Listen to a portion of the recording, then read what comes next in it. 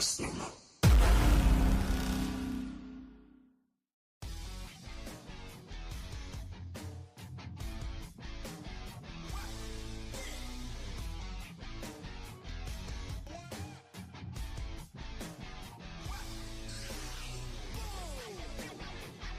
Ladies and gentlemen, boys and girls, children of all ages, welcome to a very special episode of the phenomenon known to mankind, the Saturday afternoon's main event, where today there is no rundown, today there is no free rope talk, no question of the week as pertained from yesterday. Today is a watch party. Another one of these special watch parties for the biggest party of the summer. Summerslam Night 2 is now in full effect. 6 matches on the card, to be determined what will take place. We have a tribal chief going up against an architect. We have a AAA mega champion going up against the master of human monies. We have a women's ladder match for a new interim women's champion. And so much more in store for the fans of pro wrestling. Coming off what was a non-historic and abysmal night for myself, alongside many others in the pro wrestling community, let's hope that night 2 can at least be a bit better than what we had to experience in night 1. But, guys, fear not, because on a show like this, the phenomenal one wouldn't be doing this show alone. Unfortunately, I have my co-host, comrade, brother from another mother and dimension, the one and only limousine riding, jet flying, kiss stealing, wheeling dealing, son of a gun, who's having a hard time tripping me out, but also having a hard time holding his alligators down. Give me 2 claps at Peeps Nate. Woo!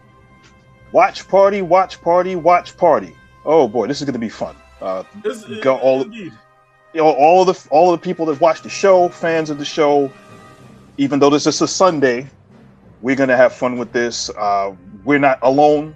Everybody's going to be watching. Everybody's going to be taking a look at SummerSlam and our opinions and how we're going to break this down, but also our opinions about night 1 of SummerSlam during the show, as well as all of you people going in and joining us. And of course, even though it's not Saturday, we're going to give you still those 3 tenets for a Sunday now evening.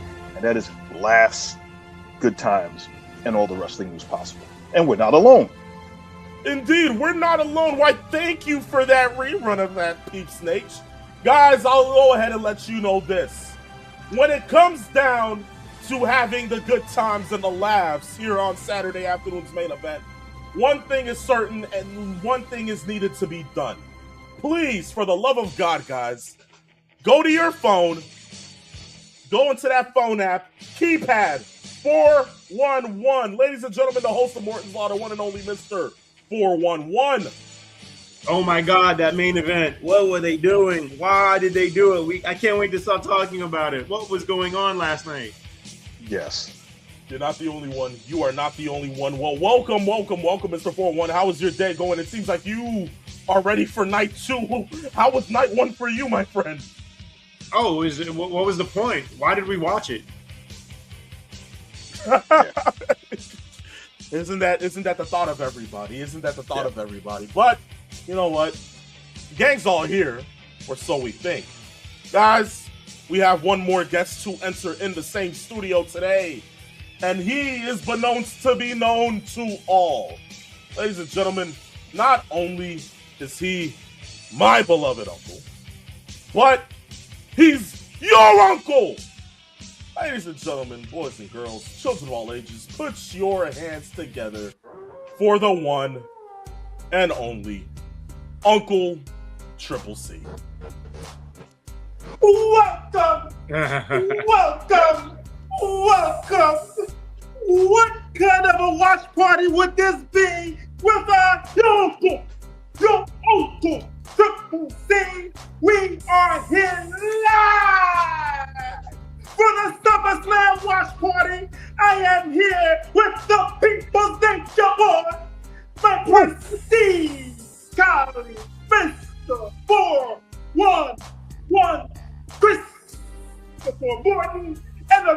course, the phenomenal one who is still my deadbeat nephew. Well, folks, it is great to be here with you guys watching as Finn Balor is doing his stuff. But you know, I just want to say it was, it is, and will forever be under the umbrella of the Uncle Triple C era on Saturday afternoon's main event. But tonight, it is Sunday's Summerslam. Why, thank you for that, Uncle Triple C. Cheers to you and cheers to all of you, gentlemen. Peeps Nation included, you on the Jack and Coke.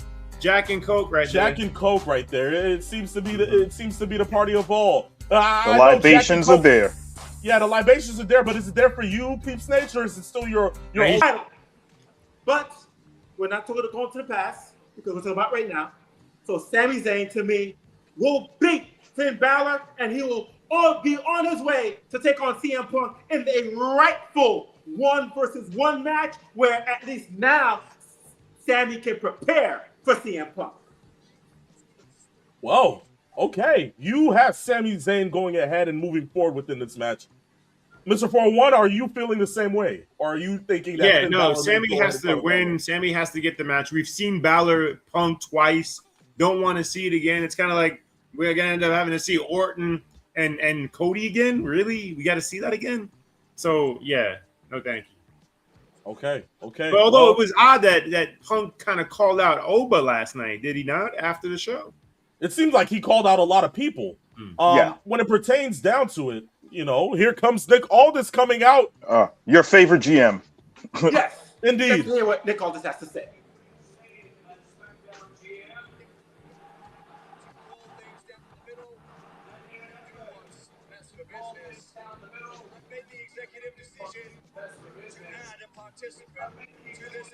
So they're adding a participant to this matchup.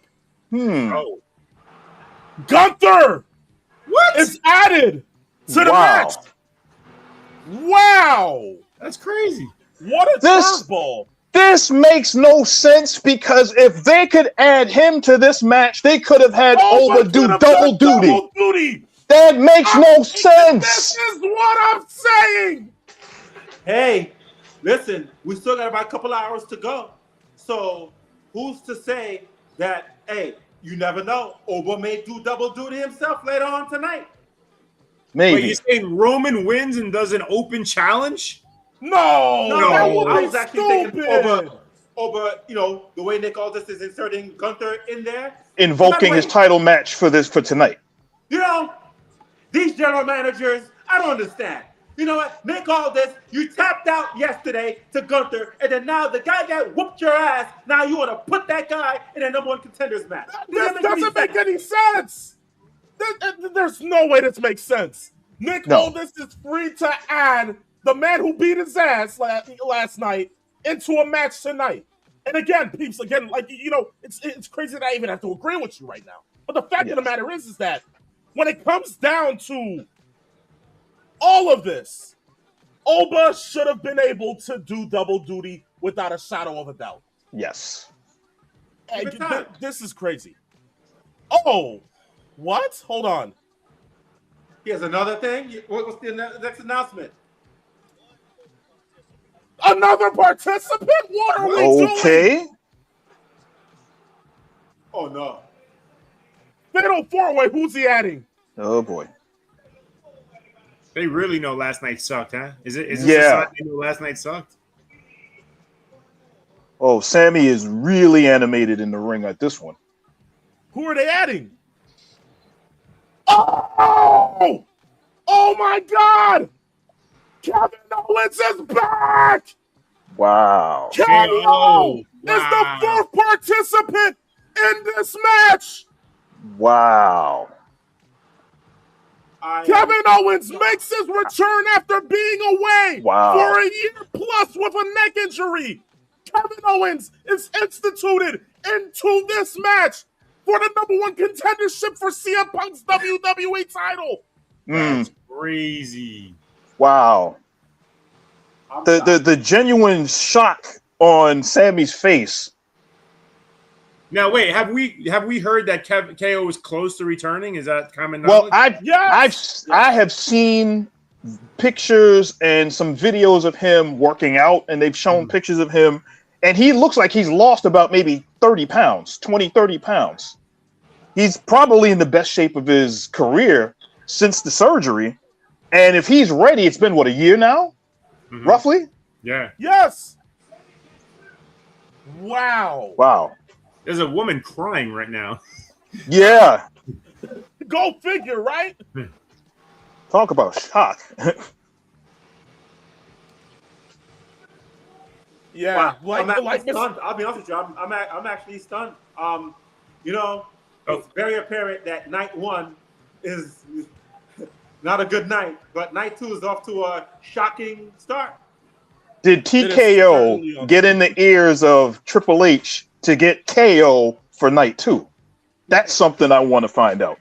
I feel like they did because, look, it's funny. I was even talking to Mr. 411 earlier today. Isn't it funny that there wasn't even an attendance record announced last night for Summerslam? Good point. Good point. Show the so pictures. They didn't even want to announce the numbers of what the attendance looked like. I think they knew it was a bad show overall. Well, did you see the back area behind where the stage is completely tarped off? So they definitely lost out. They didn't get anywhere near what they were shooting for. And when you don't have a chance to shoot for a record, the best thing to do is to kind of ignore it. This is crazy. What a sight to behold. By the way, you talk about KO's body transformation. Wait and see what Bronson Reed looks like. Oh, my God. Oh, my gosh. Yes, indeed. Yes. But Kevin Owens looks to be in great shape. Right. And Sammy just seems conflicted. He hasn't moved at all in the right corner. Yes. Kevin Owens is now going to work on Gunther. Kevin Owens moving like the speed of light here, ladies and gentlemen.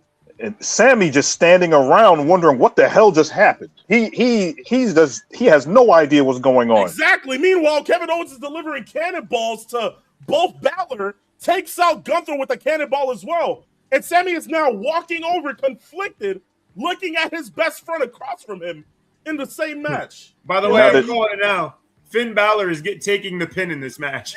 I agree. Oh, man. I agree. Yeah. Oh, they're hugging. Oh, here we go. Unless unless one of two things. Oh, well, never mind. I was just about to say maybe this is one of those deals where they were going to try and see that Kevin Owens was the only guy that can get Sammy to see his ways were wrong. And then they just started throwing hands. So that can go out the window. Indeed. Kevin Owens is literally just making way and climbing up the top turnbuckle. Is Kevin with a swanton of all three participants outside the ring. I guess it's safe to say that KO is back. He is back. Yes. He is back. This crowd is the loudest this crowd has been this whole weekend. That should tell you something. That says something right there. Or I should just say this has been the loudest they've been since Solo was out here going ahead and running back Jay Uso's theme song yesterday. Yes. That's the loudest it's been. That was the only time they reacted the whole night. Was Solo exactly. The rest of the night, you can check those people for a pulse. I don't even know. Yes.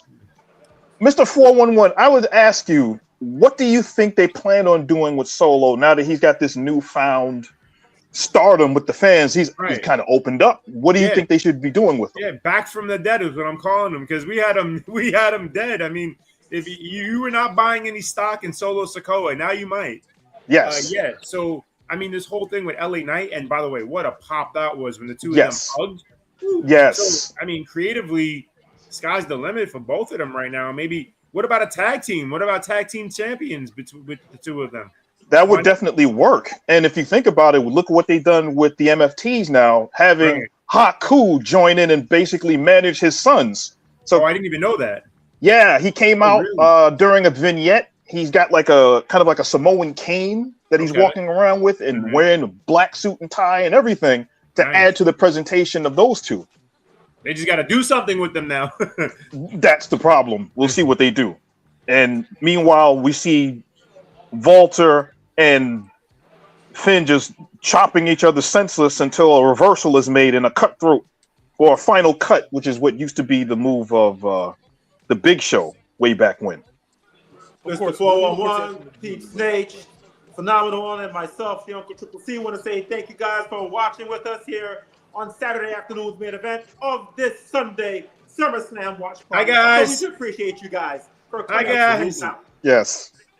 Absolutely, absolutely. Within the sense that you guys could also follow us on our social media platforms, Instagram being at Saturday Afternoons _ main event, Twitter being Saturday Main, and our TikTok being at Saturday Afternoons ME, which if you go on our social media platforms right now, you will go ahead and see that we uploaded a reel from this past Saturday show involving what we think about WWE Creative. It's a good watch, 1 minute and 50 seconds. I would suggest that you guys go ahead and watch that. And, also go ahead and bring in your comments of what you feel about WWE Creative. Yes. But, speaking of WWE Creative, I think we could also go ahead and also see as Gunther has Finn Balor in the walls and KO kind of gets him out of that. I want to go ahead and just point this out. As it pertains to last night's show and, of course, what pertains to this match, the WWE title match, Cody Rhodes, CM Punk, Mr. 401 had said a couple of things about it, saying that he hates the way that it played out. Why did it have to happen that way? Especially the involvement of Randy Orton. I want to ask Mr. 401, what is it that your psychology is when it came down to that match? Why is it that you feel the way that you Well, it wasn't even just. It was just that what we talked about, the lack of reaction to Cody as a babyface. You saw it last night in the match itself. Even for Punk, it was kind of lukewarm. Don't get me wrong. You hit some smattering of "Let's go Cody, let's go Punk," but no anything loud. Nothing loud. Nothing. No dueling chants. So how the fans? It's like they're just there to see who wins. There was no and when you involve Randy Orton, I'm sorry, I just don't want to see it again. I don't know, unless you're going to give me something I haven't seen before. And listen, I don't want to dump on creative, even though I've joked that they're creatively bankrupt. Can they give us something to care about here? I just doubt anything they're doing in this moment. Unc, what do you think? Clearly, as we talked about it on the phone earlier today, as far as Cody goes, well, the fans didn't get what they want, and I know this is for one that you always wanted him to turn, and because of the lack of reaction that Cody's been getting, it's been becoming less and less of the cheers. Granted, you're not really hearing boos for Cody, but the reaction has been less and less. And bottom line is that we did not see a turn for Cody. Will we see one eventually? Maybe, but I actually doubt it since Randy Orton, RKO'd him, and Punk didn't see him. So I'm going to assume that Cody will still be a face. Who knows if we're going to get an edgier Cody Rhodes, to reignite the feud with Randy. We've kind of been there, done that. But I guess we're going to circle back to that. Or maybe we're heading towards a triple threat. Yeah. Personally, I actually agree with you, Mr. 401, that I felt that if there was a time to actually have Cody, do the turn, would have been last night. But it didn't happen.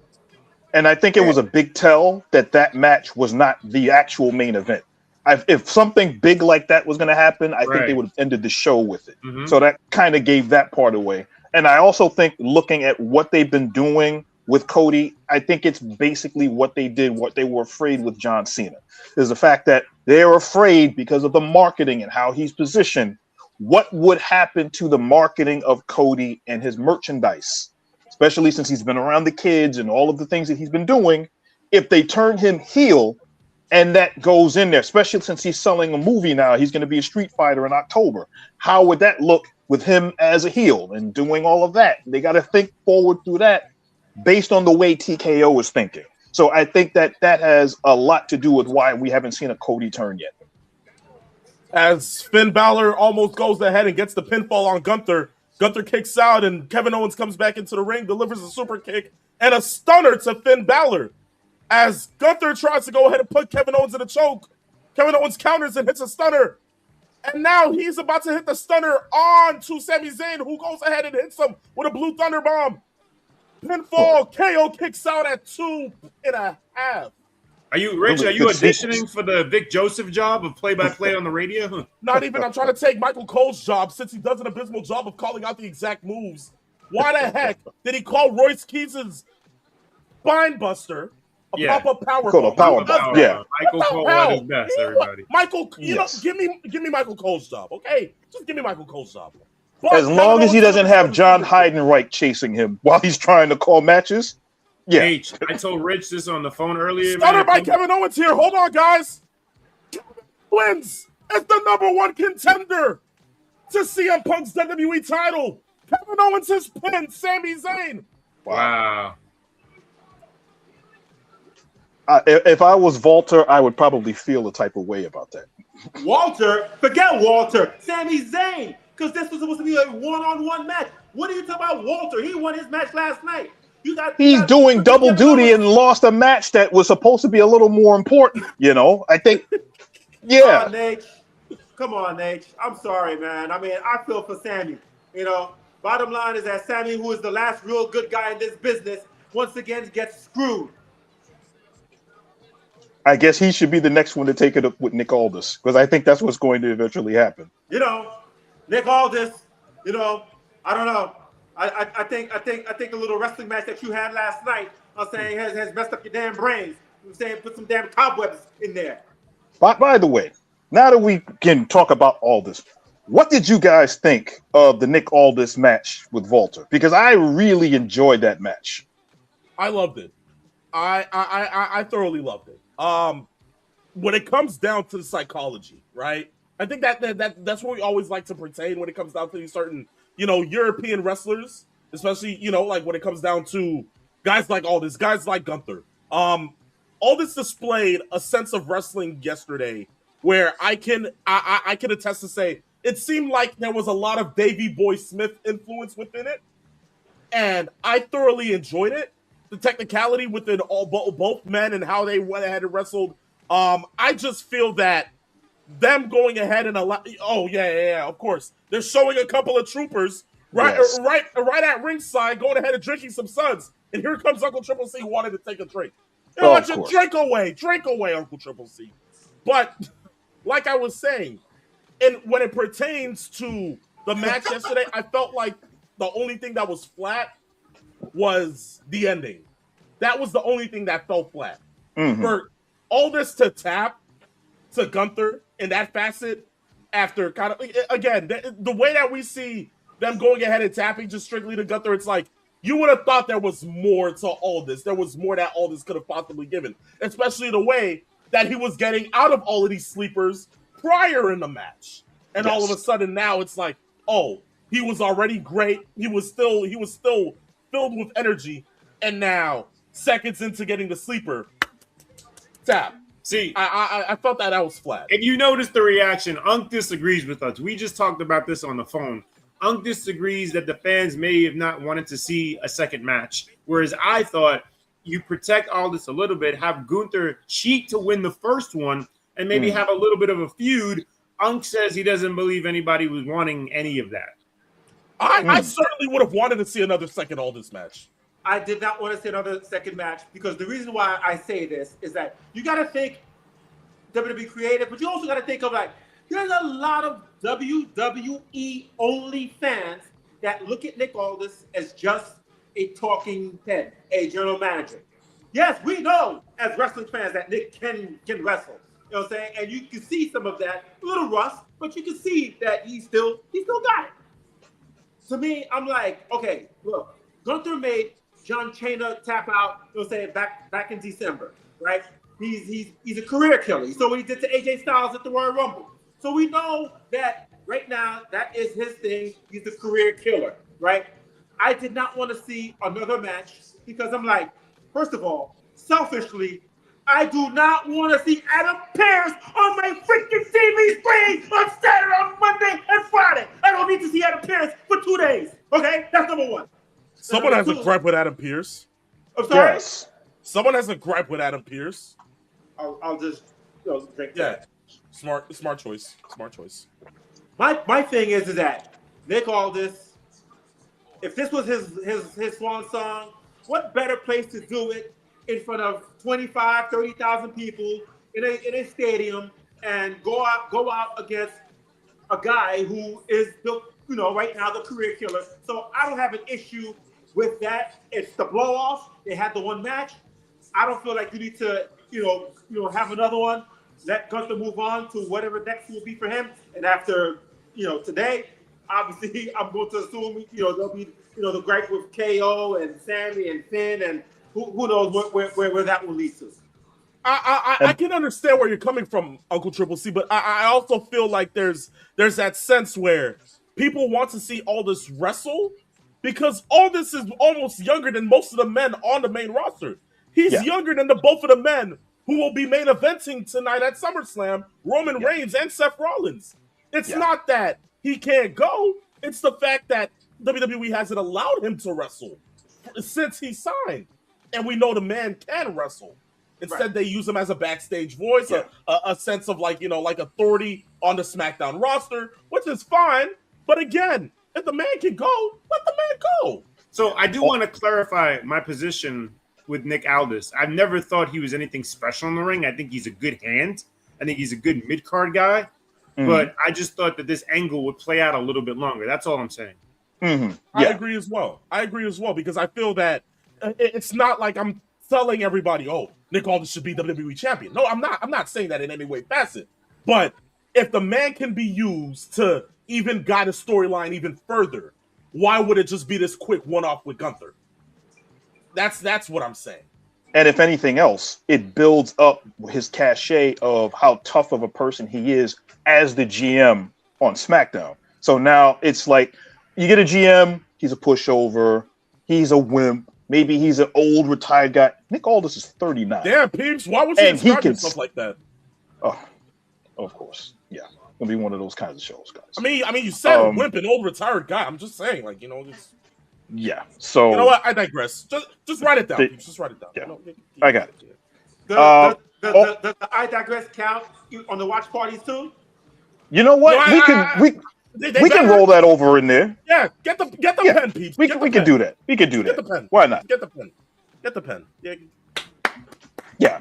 Pete's actually working out doing his double duty today. I'm happy to hear that. I'm genuinely happy to hear that. Wait, so Nate, what do you think about it all?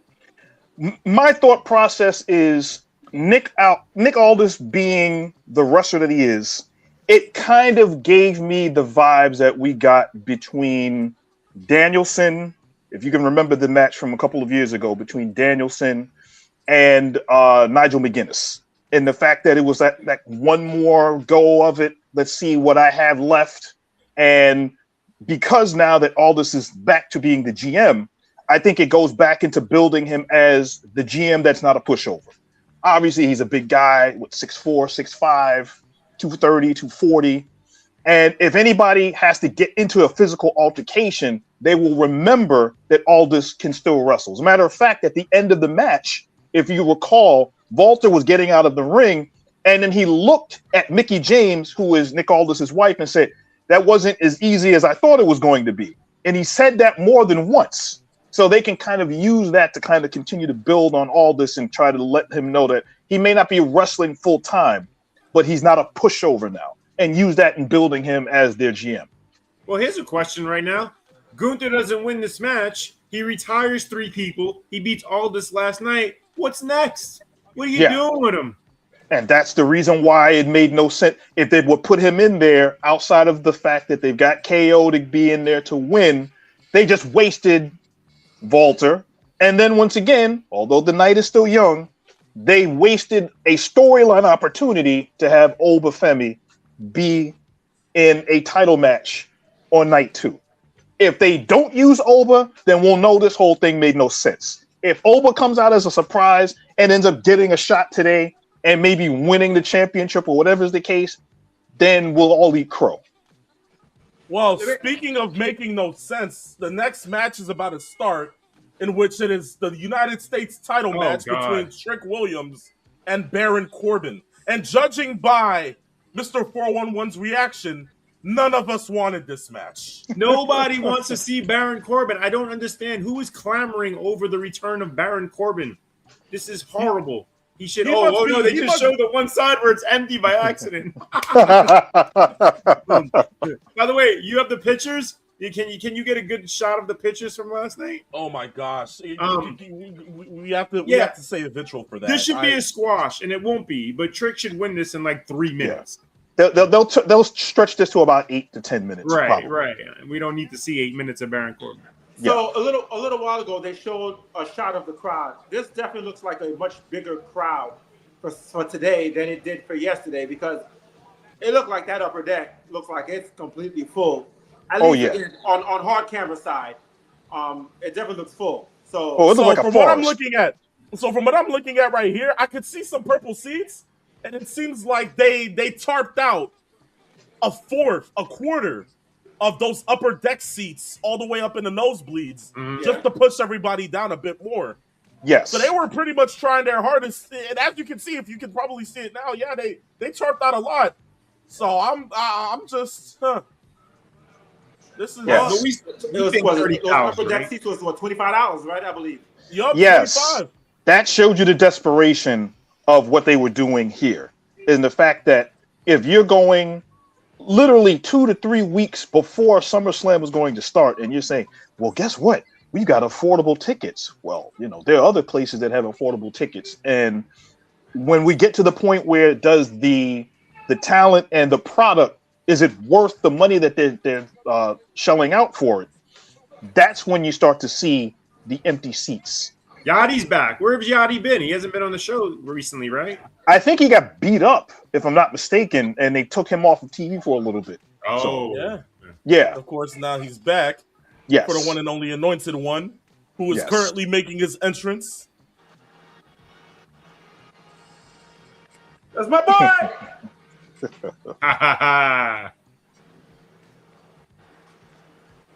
That's crazy.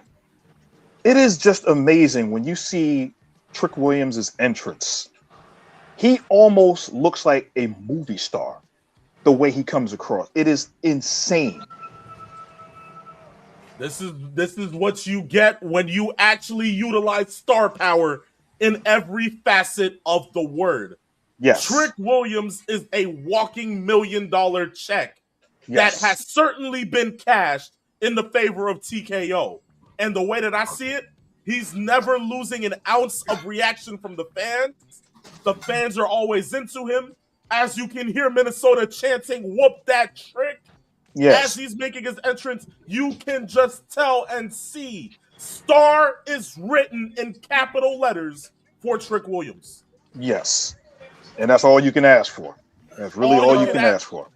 So what about the little interaction with him and CM Punk on Friday? Is that something that we'll probably head down the road? I certainly would like seeing that, Uncle Triple C. It's funny, after hearing Punk last night calling out Orton, Bob Orton, Mrs. Orton, calling out Trick Williams, saying that he would whoop that trick, calling out Oba. In this sense, I would love to see a couple of dream matches on the SmackDown roster where CM Punk versus Trick Willie is certainly on my heightened bingo card, especially after what happened on SmackDown. Because I think that was where they genuinely planned to. Sorry, again, Nate. I'm also kind of thinking that Punk is going to probably have a longer title reign than most people think. Based on what, after having a match like that with Cody, and then knowing Cody getting RKO'd, and now it's kind of like a procession of who's going to be the next person up, the next challenger. They'll start doing number one contenders matches, is those kinds of things going forward. I think Punk is going to have not to say a lengthy reign, but I don't see him losing that belt anytime soon. What do you say?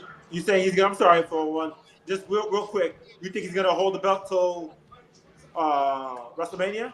I think at minimum, at least until Survivor Series, and see what they do there. But can they have him hold on to that belt until WrestleMania? I disagree. I don't think that may be the case, but I think it's going to be a pretty decent size. Nate, that's a dumb take. I disagree with that. Look at it this way, okay? The last time CM Punk was WWE champion, CM Punk was slated to be main eventing WrestleMania 29 against John Cena. Instead, we got Once in a Lifetime Part 2. Mm-hmm. Punk has talked immensely about how it is that he was robbed of that main event of WrestleMania when it came down to WrestleMania 29. and how he deserved to have that main event, and how they took it away from him and gave the WWE title to The Rock. Now, he has finally won back the WWE Championship, and you think that there's not any shadow of a doubt that the way that they're playing these cards, CM Punk isn't going to be walking into WrestleMania next year as champion? I think that's the case. Yeah, I think that's what they're rewriting history for Punk. Yes, and I think that it works from the sense of Punk now knowing what we know. He could still invoke this because, let's be honest, his match wasn't even the main event here at SummerSlam. So he can still pull those same parallels if he wanted to do so. But yeah, I think CM Punk right now, I think this is going to be a decent run as champion on SmackDown. Rich, as long as he doesn't attempt another moonsault. Oh, Jesus Christ. Come. Are we really going to call that like you said, are we really going to call that a moonsault? Yo, that was the worst thing I've ever seen. Like you said, half turn. It was a half turn. It was Ricky Steamboat. Didn't Ricky Steamboat do that back in the day? Yes, he did. It looked like a newborn baby tried to do a moonsault and it didn't just. Oh man, that was bad. Missed it completely, by the way. Yeah, and amazing. He almost dropped the knee on his head doing that as well. So Cody lucked out on that one. Yo, the middle-aged and crazy Terry Funk could do a better moonsault than CM. And it looked almost like that too. It looked like a Terry Funk moonsault. I'm not gonna lie to you. But geez, as we see Baron Corbin laying haymakers to Trick Williams while Trick Williams is grounded near the end of the turnbuckle. Yes. Little Yachty looking on in dismay. Is this a no DQ? Why was there a table set up? It's well, I think the table was probably set up just for the sponsorship. I mean, the WWE is getting out of hand now. They're putting Wingstop ads on the chairs now. So it's not just the Slim Jim table. It's now the Wingstop chairs and whatever else they're going to sponsor. It's insane. I'm just kind of shocked they don't have ads on their foreheads going into the match. Yo, I don't know. Uncle Triple C has big bucks. We can get a Saturday afternoon's main event sticker on the ring.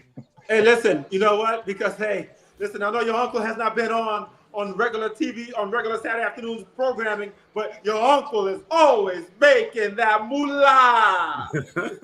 And everyone has a price, right, Unc? Hey, I've been bought a long time ago, so why not? Why not? Meanwhile, we're still waiting for the sponsor from Jack Daniels or Tito's. Jack, it does a body good. How far down the bottle are we, Uncle Triple C? Yo, this match is still going. Why? You know, we should have done over unders like we always do the Blood with John Moxley matches. Yeah. Will we see blood tonight? Anybody? No. I don't think so. It should have happened last night. If it didn't happen last night, we had a Hell in a Cell with no blood. That's a great We had a Hell in a Cell with nobody taking a shot into the cell. So if we don't even get that, what makes, unless it's an accidental scratch? Right. Like, what is the point of that too? I mean, right. I mean, nobody uses the cell for anything. You know, like, I mean, you're supposed to use the cell as a weapon. Meanwhile, Yes. Yachty and Baron Corbin are getting into it. Hey, There's always the white man who's looking to beat the black man. Always. Phenomenal one. If I see another Cody Cutter, I'm gonna lose my crap. I'm gonna lose my crap. Why did I think Little Yachty had a light tube in hand just to see that it's just a white and kendo stick? You see, WWE loving to show white things on television. Why does it matter? You know what? I digress. Write it down, peeps. Jesus. Oh boy. Yeah, and we thank everybody for watching here. Saturday afternoon's main event watch party with the Uncle Triple C, Mr. 401, the Peeps Nation, and of course the phenomenal one here on Saturday afternoon's main event. But it is Sunday, SummerSlam. Sunday. Happy Sunday. There you go. Indeed, happy Sunday. Happy Sunday. As we sit here and see both men are grounded down, referees trying to go ahead and get both men up after Trick Williams hit his sort of version of the bookend, paying homage to the one and only Booker T, Mr. five-time WCW champion. You only said it 3 times, but that one you can't count. Yeah, I know. I didn't want to go ahead and go to next twice. Yeah, I know. I didn't want to go twice over. The referee is wearing gloves. So is somebody bleeding? Maybe. It seems to be that someone's busted open. Is somebody busted? Where? Maybe an accidental scratch, because the referee seems to be checking Trick. But Yachty almost botched part of the move. Now, did you see how late Baron Corbin took? Did the referee not hear that? Like, is the referee deaf? Like, all of the referees seem to be incompetent at this point. I know Jessica Carr, your favorite referee. Yes. Jessica Carr is one of the worst referees in professional wrestling. And by the way, it's not me saying this. Other people have said this. The Bleacher Report, Sports Illustrated have said this. And what's the over under? There you go. Here's my question for you guys. What's the over under of when Trick gets his first WWE title match at a major show? Wait, what do you mean by give me an over under? You didn't give me a number. What do you mean? Within the next 6 months. Obviously not to win it, but at least to get that shot. Yes. I say under. I say the first SmackDown of the year in 2027. Okay. Trick Williams gets that opportunity to showcase what he's about. Okay. I say, yeah. Genuinely first SmackDown of the year. Why not start it off with a bang? Yes. As we see, Baron Corbin is now on the outside of the ring. Kind of stuns Trick in the moments. Now he has grabbed Trick Williams' United States title.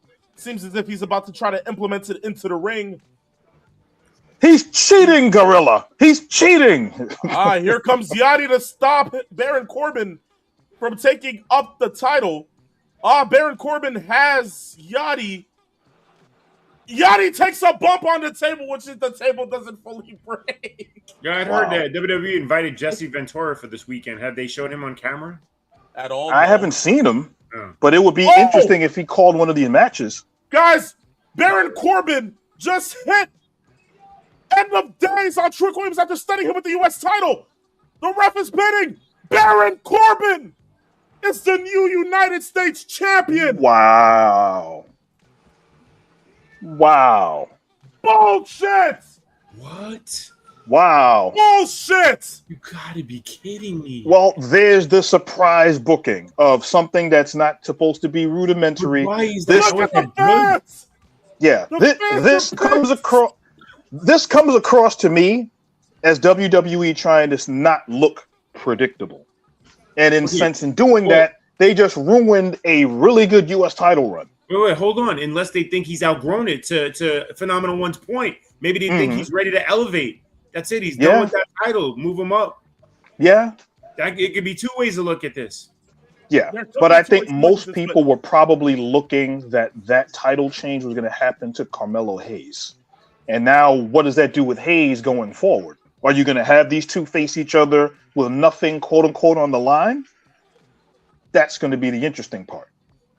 Do you have Melo then take the belt from him and then have them go after it for that U.S. title? Or do you finally move Trick up into championship? Because they just teased it with CM Punk yesterday.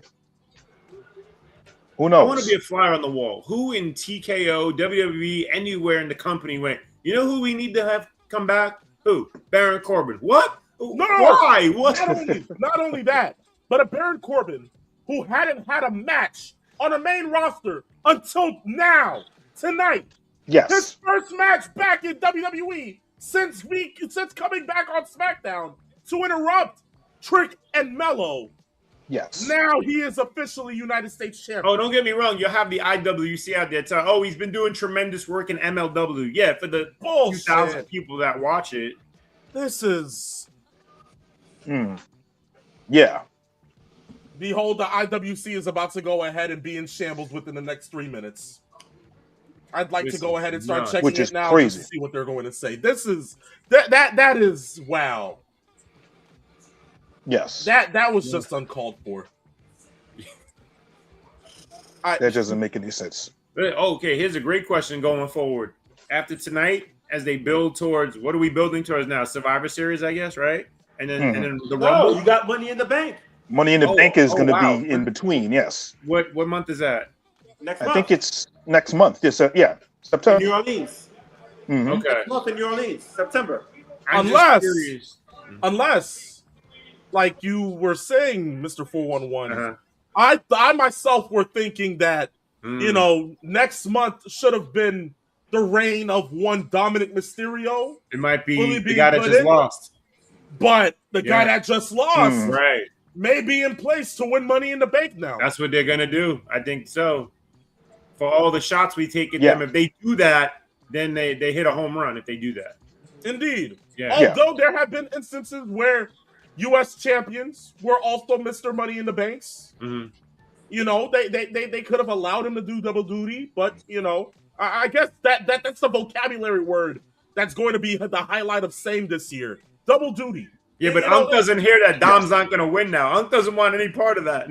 I mean, he still has to go into Triple Mania, so I mean, you know, like I guess they want him to be rid of the title completely before they were to put the Money in the Bank contract in his hand.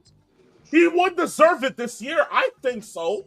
You know, just to side with you this one time, Uncle Triple Z. I agree. I think that Dom should be Mr. Money in the Bank right now. But obviously, I think they're gonna hand it a trick this year. Well, I'll say this.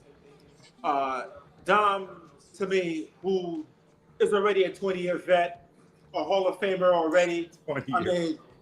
mean, he outdid his father. I mean, Here we he's go. what hasn't he done in this business? I mean, you know, clearly WWE's afraid to give him the title, but it's okay. But the way I look at it is like, either Dom or Trick, I'd be okay with that. You know what I'm saying? Winning Money in the Bank.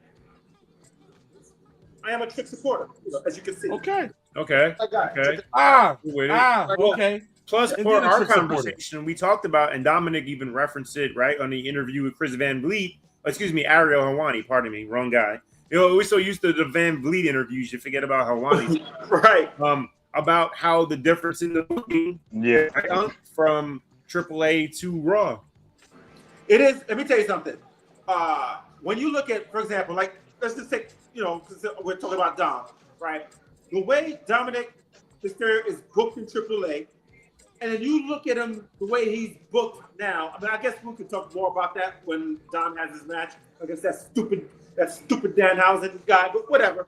But the way AAA are booking like these guys, like the War Raiders, Ray Phoenix, now Damian Priest is over there. Hell, look, even Dragon Lee. I mean, the way these guys are booked in AAA, and then when you look at El Grande, you know, the two El Grandes, Americanos, those Right. guys have been booked over there, and then it is amazing when on the main roster, it's like a completely different story, and I'm just like, it's not making any sense. Like to me, they should like. Okay, I understand millions of people do not watch AAA, but I'm like, okay, there's still a good 605, you know, 500,000 people that do watch, and there's highlights. I'm like, well, why are you booking, you know, a person this way, and then on the main roster you're booking them like You know why? Yeah. You know why? You know why? Because El Jefe wants to still be invited to the carne asadas. That's why. I think they genuinely have left Undertaker to have full control over what happens in AAA. And I think Taker genuinely watches the main roster and he's like, no, they're taking a dump on creative. I don't want any stain of what happens on the main roster to be what happens in this company that they're giving me. I want this to be genuinely something that is reflective of the Mexican audience, and I want them not to be fed shit. I want them to actually have something that is beneficial to them and something that they can cheer for and be proud of when it comes down to the storytelling and the creative that's over at AAA. Even the comedy acts in AAA don't even feel like horrible acts. Like they don't feel like lame. So Like that Dan Houghton and Joe Hendry concert. Oh. Yo, I wasn't on the show yesterday. I didn't get to talk about that, man. Yo, I felt so bad for the talent because you know creative came to them with this. and they both had to know. Hendry and Danhausen had to know this was terrible. I mean, come on. I felt bad. But it seems like Milton Reed says AAA is the best product on WWE by far. I agree wholeheartedly. You are absolutely correct, Milton Reed. Shout out to you. But yes, AAA is genuinely leading charge. I don't care about what goes on in the main roster. It's funny enough. I sat there and I watched the episode of AAA last night after SummerSlam to watch the state of what SummerSlam did. And again, even though it was only an hour of wrestling, it still did better than what I was watching out of SummerSlam. We need an hour. Less is more, right, Unc? Less is more. I've always said it. Less is more. I don't need to see the whole shebang. I'm saying in one event. Look, you don't need to give me everything in one shot because everything is not going to work every single week. I'm saying leave a little to be desired. Come on, But again, I come from the school of Undertaker. I believe in storytelling. I believe in long-term storytelling. And again, like you just said, for less is more. Well, of course, guys, this is our SummerSlam watch party. We are officially damn near an hour into the show. 2 matches have taken place so far. KO is the #1 contender for CM Punk's WWE title. Baron Corbin is the new U.S. champion. And you guys are tuning in with us. We have 4 more matches to go. But we're happy to have you here, whether you're watching on Twitch, Twitter, or YouTube. Guys, go ahead and you can subscribe to us and follow us on our social media platforms at Saturday Afternoons _main event on Instagram, Twitter being Saturday Main, and our TikTok being Saturday Afternoons ME. It's funny. Again, no Corey the Brain chiming in today because he's not watching, only AEW. Funny enough, he doesn't stay in the chat, but around early before the show could even start, he at least wished us to have a great show. So you know what? That. We can appreciate that. Shout out to you, Corey the Brain. Yeah. But all in all, the next match up top, the interim women's title ladder match. Tiffany Stratton now making her entrance. Of course, the women's U.S. champion. Who do you guys have winning this match? I already said to myself that I think Chelsea Green should win the women's title in this match, since it could be an interim, champion just for a bit and have her, face Rhea. But Mr. 401, Uncle Triple C, who do you guys have? I'm a Chelsea guy. Come on, all day. Always, right? And she's still with that piece of crap Cardona, that mid-card nothing.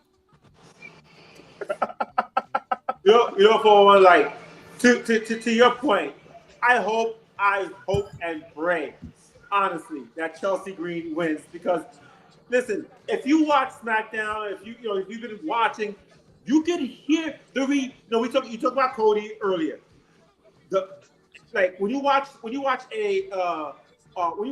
of Chelsea's matches, even the hot tag that Chelsea got, you can hear the crowd. The cheers for Chelsea, and it's genuine. They want Chelsea to win. So you know what? The idea of this being called the interim champion, I think it fits Chelsea perfectly. And I think it'd be a cool moment to have Chelsea win tonight at SummerSlam and to have her first World Championship title. Okay. Yeah. So we all said for Chelsea Green, but only one of us, of course, the one sense of an outcast, Bishop Peeps Nate, thinks that this woman is going to be the next interim women's champion, the one and only Storm herself, Jade Cargill. Well, why? Why do you think that, sir? And I think I think it's got to build into whenever Rhea Ripley comes back, to come back and kind of finish that particular feud off. Because the whole story behind that is it was Jade that put Rhea out with the injury, so to speak, and the feud that went into that. They got to come back to that as well. It would have probably been a little bit different if Stephanie Vaquer wasn't injured, and then they would have other women that were there that could actually step into that position. I think that's where they're going to go with Jade. Okay. Well, then, in that sense, of course, Jade Cargill being the second entrant into this match, we still have 3 other entrants to go before we can actually start this match. But one thing I want to go ahead and speak on when it comes down to this, especially when it comes out of SummerSlam, of course, the match that was for the women's sense and the women's world championship. Of course, La Guerita, Uncle Triple C can be happy. Of course, Retained. the best match of you shut your mouth. The best match of the night.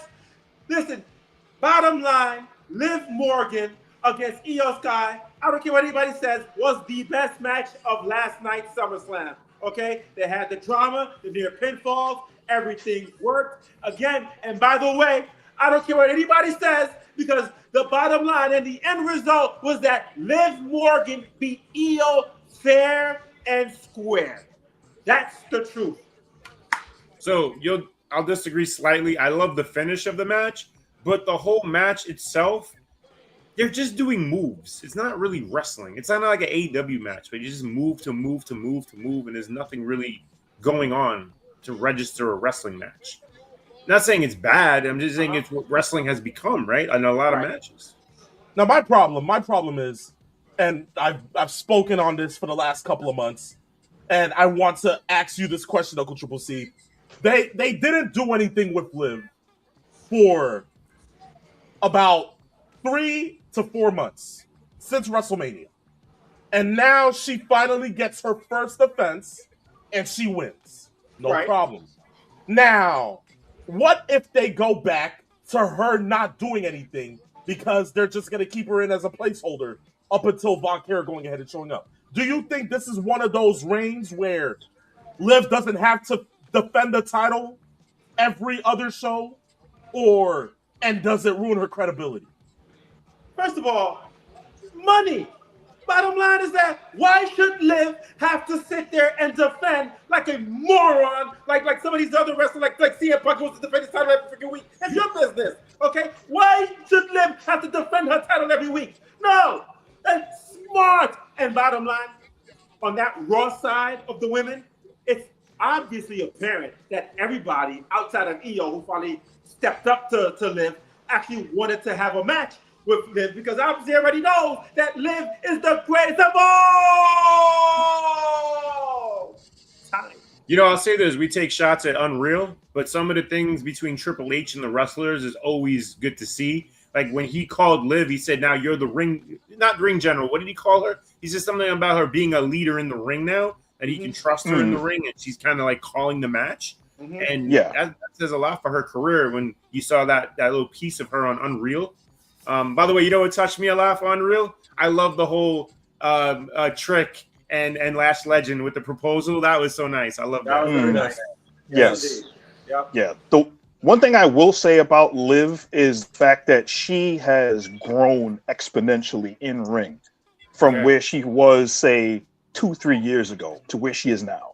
And they seem to be kind of using her almost the same way that they use Roman Reigns. I never thought I would say this, but they're kind of using her as a special attraction in ring, even though we know that Liv can go. So I think that's kind of the weird place that they have her in, and they're using her as a catalyst to advance storylines. Because I think a lot of people are wondering the next big storyline push within that championship outside of a Stephanie Vaquer is what's going to happen with what's happening in the Judgment Day. Raquel Rodriguez, what's going to happen with her? What's going to happen with Roxanne Perez? That whole quote-unquote jealousy thing of being obnoxious against her and being bullied by Liv. Where do they go from there? And is there a championship run there? Is she going to be the one to take the belt from her at some point? I think that's kind of where they're at right now. Well, as chaos is currently ensuing in its ladder match as Lash Legend drives Tiffany Stratton with a powerbomb of her own into a ladder, Chelsea Green tries to go ahead and hit her with a dive from the outside, in which Lash goes ahead and hits her with the bookend into the ladder as well. Okay. Couple action going ahead and happening here at SummerSlam in which they're actually using the same moves, but to attest to what you were saying, Mr. Peeps Nate, about the Judgment Day. Now, of course, Raquel Rodriguez is the new Intercontinental Women's Champion. We know that was a title that she has been trying to chase against Sol Ruca. Doesn't that kind of diffuse what's going on within the Judgment Day as to where they were at, where there was jealousy? Wouldn't that eliminate Raquel from the situation now? now that she is a solo women's mid-card champion?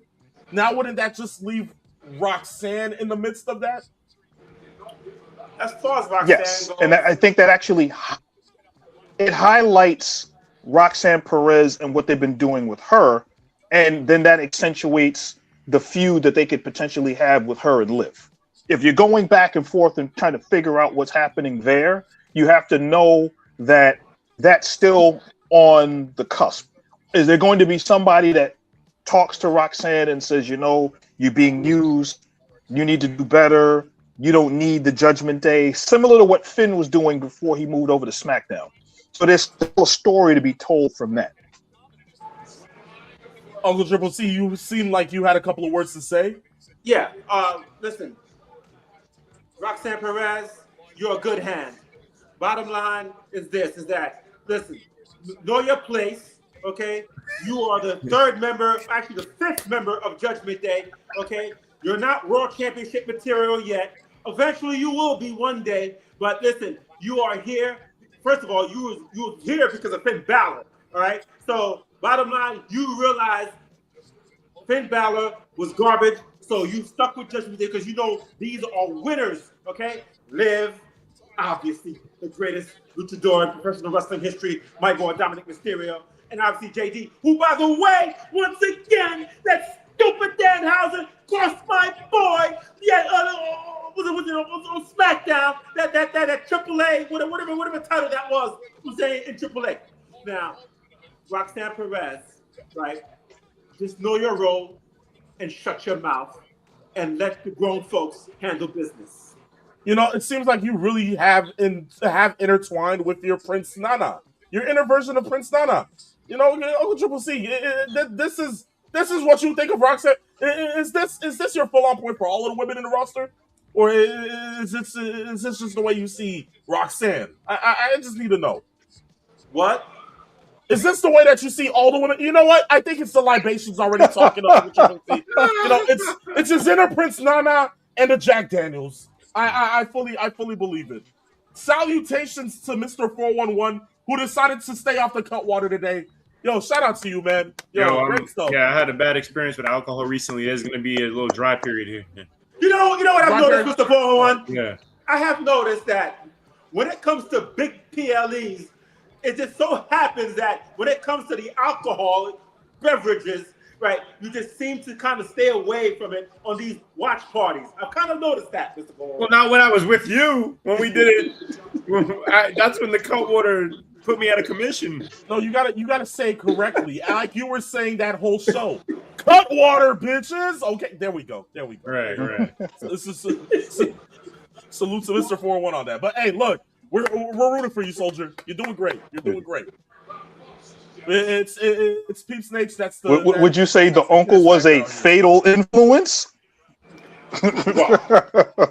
Listen, JC Jane, that's my girl. Now What? that is a good influence. Thoughts on the turn by the Bellas on Paige? Anybody care? Well, why did they do that? Oh man, there was no need for it, especially after hearing now that Bree's injured. Bree has a shoulder injury, and it's funny. Nikki Bella, after going ahead and beating Paige up, goes into the camera and she's like, "This is what happens when you try to replace me. Well, now you're gonna need another replacement because your sister's out. What the hell? Yes. Like, what's next? We're gonna forget this ever happened and bring Paige back. Here's the first one. Come on. Replace the other one.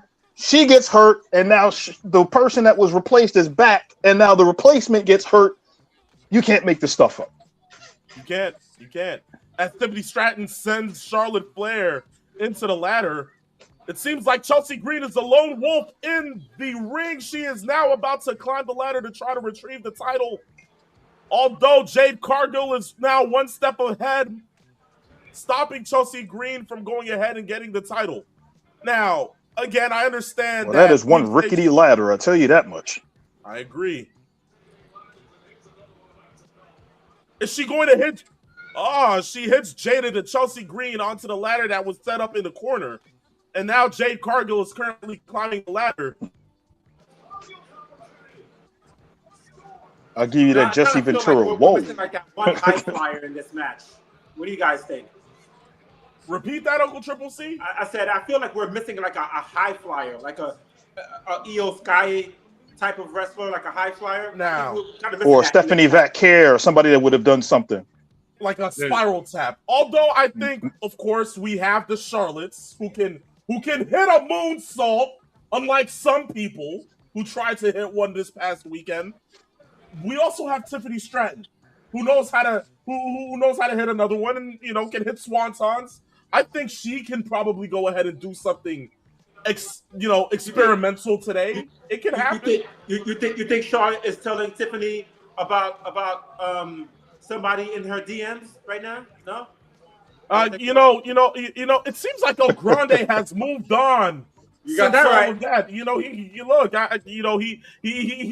gone Latina rogue. It seems like he stayed away from the American women. So I mean, smart man. To him. Smart man. Yeah. Smart man. I don't know about that. I've had my own issues with Latinas, but that's another story. Oh man. Peeps Nature has issues with women in general, so I mean, we can't say more of that, but it's okay. Yeah, drink your iced tea, man. Just drink your iced tea. But Lash Legend, who hits a power slam to Tiffany Stratton onto that edge of the ladder, seems to be that she has taken Tiffany Stratton out in the process. Unpredictable, like Corbin winning. Lash Legend will win then, right? Oh God, are we really about to do that? I mean, it wouldn't be bad. Although, again, after seeing them use Lash to squash Julia, I just have my thoughts. Because for me, more than anything else, I feel like Julia should have been put in the... It would be interesting. It would be interesting to have Trick lose the match before and then have his wife win the match after. That would be something. I agree. Jade Cargill removes the ladder that contained Charlotte Flair, who was on top of the ladder. Charlotte is now hanging on top, and she's hanging on to the title and the hanger of the title. Lash and Jade have coming to Jeff Hardy Charlotte over here. Indeed. Jade using Charlotte as a weapon to attack Lash and then sends Charlotte into the ladder. And now Lash hits Jade with a big boot, and Lash remains the lone wolf again.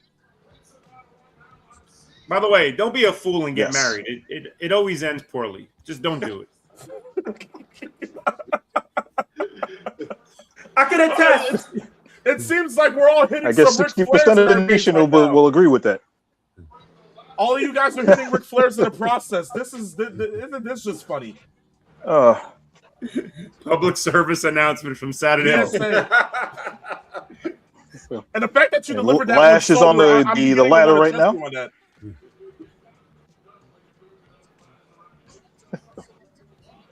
Oh.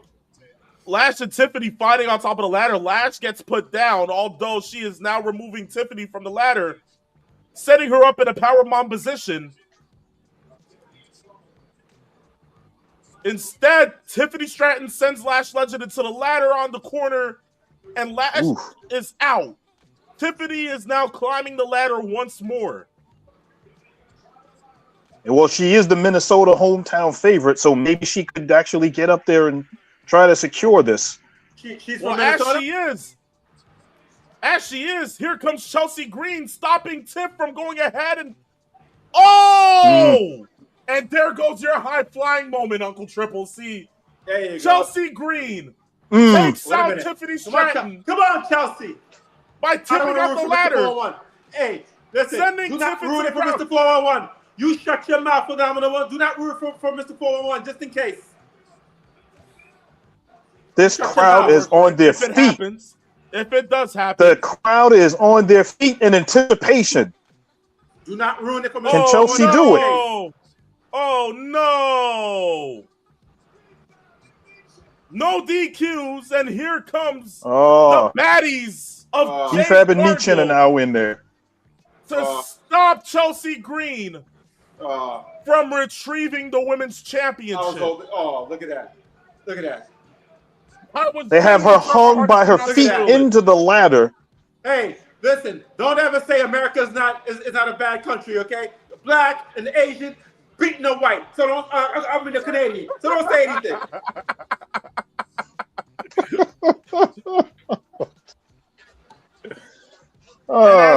And as they set up another ladder on the other end, they are helping Jade Cargill to climb the ladder and now retrieve the title. But here comes Charlotte Flair taking out the baddies. What a kick to the face. On the outside of the ring. And now she's trying to get Jade off the ladder. This is overbooked. This is so overbooked. This is a lot right now. This is so... Yes. Like, what? Meanwhile, Chelsea Green is still hanging out the rungs of the ladder while Jade Cargill and Charlotte Flair are fighting on the other end.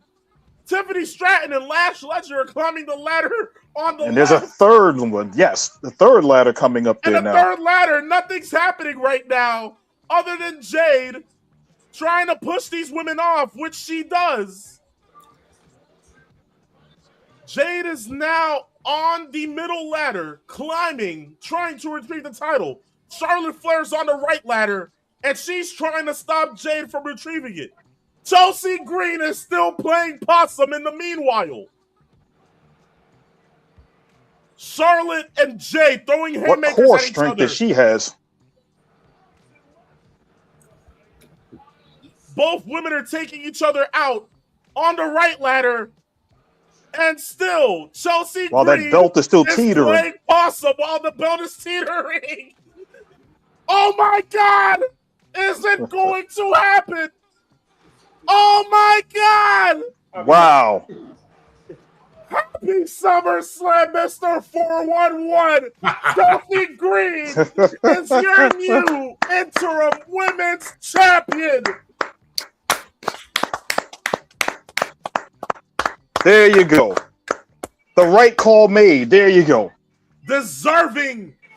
Is the reaction. The reaction. Yes, Oh my God. Exactly. Yes. The Better people than care. anything yesterday. Better than anything yesterday. Exactly. Exactly. Look at this crowd. Yes. This is crazy.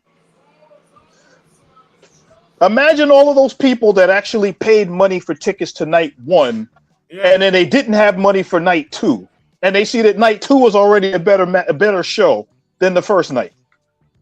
Cody wishes he could have this reaction. Are you kidding me?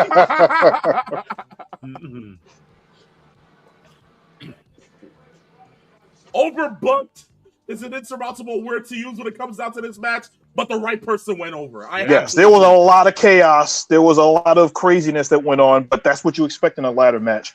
And we don't get to see too many women's ladder matches, but when we finally do, they're just as chaotic as the men's ladder matches, and especially with the championship there. They did a really good job. Again, we've been bashing creative a lot lately, and rightfully so in a lot of aspects. However, right here, we talk about season 2 of Unreal. Chelsea Green, there's a ceiling for her, right? Remember what they were saying? They didn't know what to do with her. We can't move her up. Did they just? I don't know. Right. Yes. Did they just write that wrong? So it seems like the wrong has been written. Tip the hat. Yes. Creative on this one. There you go. Right. Yes. What a reaction! Wow. The adulation from the now crowd I can only imagine. most. Yes, and I can only imagine when SmackDown comes along, she's going to have her own specialized championship belt. Yeah, I can just see it. Yes, alongside a championship celebration. It's about time there's a winner in that household. You know what, Mr. 401, I just have to say, the last time there was a live sex celebration on one of these shows for a new champion, that was Angelina. You think you should be calling the shots right now for the SmackDown creative? Because I think you're trying to book yourself in a good position right now. Listen, all I know is she's more of a winner than that chump who wins what did he win, the GCW title? No one cares. Oh, the indie god? Is that what they call him? Indie guy, yeah. Good grief. Another club WWE advertisement. Who's ready to pay $100 this year, guys? Wait, okay, nobody? Answer a question. Am I the only one who thinks John Cena looks weird with hair now? I don't know. That turkey transplant is working for him now. He looks weird with hair, doesn't he? Haven't seen him in a while. Haven't seen this man go ahead and do this in a while. You know, so I mean, you know, having John Cena having hair, yeah, that's something. That is something. All right. Oh, that's the next match? I'm taking a break like the uncle. I'll be right back. Well then, Mr. 401, go ahead and take that break. The next match up top is going to be a Human Monies on a pole match. This is what we're doing. This is where we have gone into the multiverse of the WWE. Human Monies on a pole. Yeah. Human Monies. Human Monies. As a matter of fact, I actually saw yesterday that they're going to sell Human Monies as a souvenir in different denominations, like $1, $5, think all the way up to 1 trillion Human Monies, or whatever the heck the value is. This is what TKO and the WWE are doing. Danhausen had his own ice cream truck. Now he's got his own Human Monies. Isn't this just beautiful? What the Human Monies in different variations to be sold. So we're paying money. We're paying real money for fake money. Yes. Screw the WWE. I'm done. And then you can subscribe to the Club WWE to be the first to be able to buy the fake money. Who knows? This is kind of what the WWE. They have just literally become marketing, ice cream sales, video games, posters, T-shirts, that kind of stuff. That's literally what they've become right now. Isn't this just great? Oh, good grief. I digress. Write it down, peeps. Just write it down. Thank you. Thank you. I greatly appreciate it. But as we're currently about to enter the next match, Danhausen versus Dominic Mysterio, Human Monies on a pole. Let's go ahead and speak about this. I know we spoke up about it yesterday when it came down to creative and what they did with that. And again, like I said, we got a reel right now that's live on Instagram and it's currently being uploaded on YouTube and TikTok for your enjoyment about the same thing. And we went in on it, but I have to ask, if this match turns out to be as bad as we think it will be, what is WWE's next step with Danhausen? It sure as hell couldn't be a title run.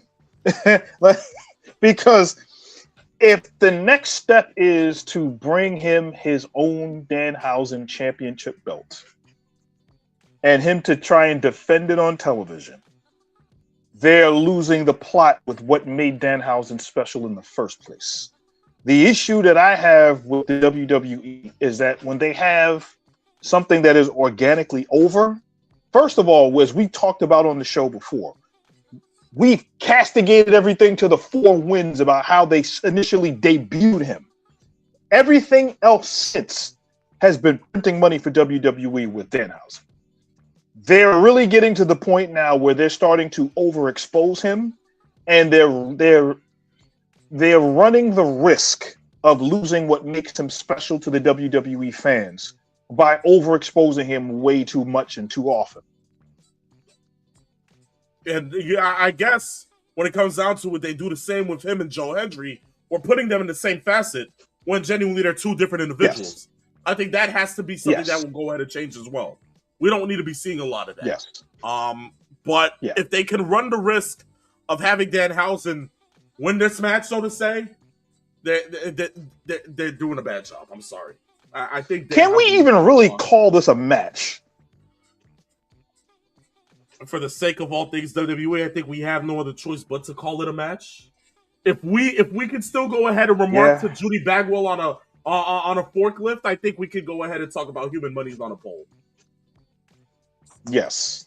So, I don't even know how this is going to work. And to think about it, the story that built into this match is going to make no sense at all. And this whole Human Monies thing, I don't know. But right now, I'm sure that the WWE are coming up with probably a bunch of new ideas right now for probably Raw maybe even on SmackDown or one of the other two shows of what they're going to do next after this.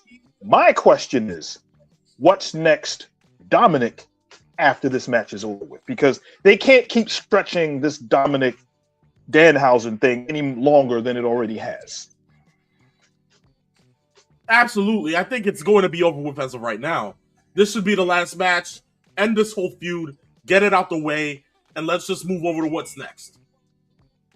As they're currently showing the recap to the beginning of the match tonight. Of course, the Fatal 4-Way for the number one contender for CM Punk's WWE Championship. The return of Kevin Owens being shown.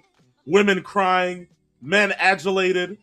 KO making his way down the ring with a conflicted Sami Zayn in the ring. And certainly I can be happy.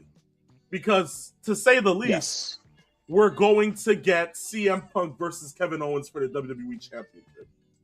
That should be, in every way, shape, and form, an amazing match. So I hope there's no moonsaults involved, just strictly wrestling.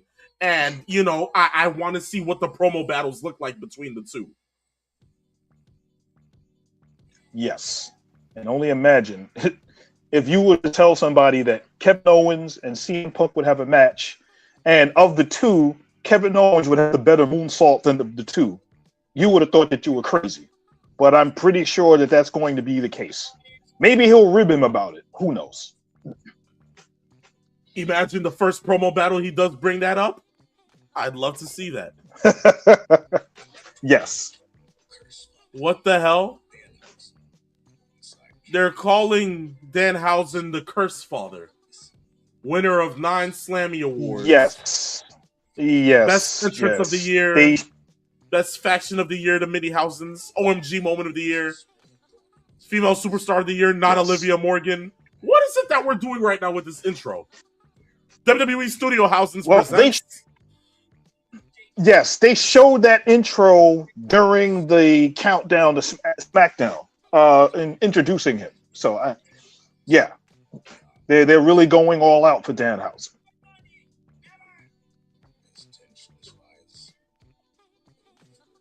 The Minniehausens, they're going a little too strong on this. Very strong. Yes. All right. Now that we have a quick second about this, since we talked about this earlier in the watch party, since the WWE did not announce what the fans' total is, what are we thinking the totals are for night 1 and night 2? Because I'm of the mindset that they probably did, at least for night 1, somewhere in the neighborhood of, say, 35,000 there. Now. And then maybe night 2 probably getting maybe close to 40. So from what I heard, the tickets distributed for tonight's was less than what they got last night. 36,000 tickets were distributed for last night's SummerSlam, night 1. Tonight, 33,000 tickets were distributed. 33. Wow. So 60. That is insane. 69 to 70K. They couldn't even go ahead and do 2 nights total, overselling the amount of seats that were in the stadium. But knowing WWE, if they do announce it tonight, we're going to hear 80K in total for both nights. We're going to hear the number get bumped up. Or we might just not get the number at all. Which I hope we don't get the number at all. Because the way that production is showing these the tarped out sides and, you know, the hard cam side being shown that there's no fans at all, I hope they better not announce these numbers. Because I will laugh my way to the bank. Yes. Yes. That's literally what I think is the fear.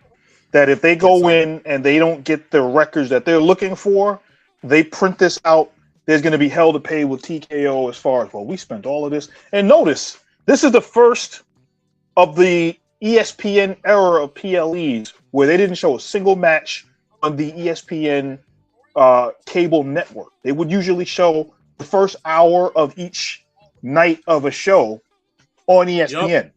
None of that. So they really trying to get their return on investment into this one. Exactly.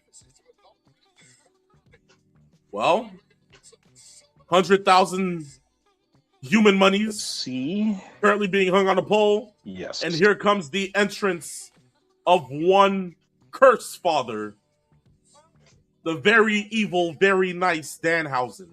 Yes.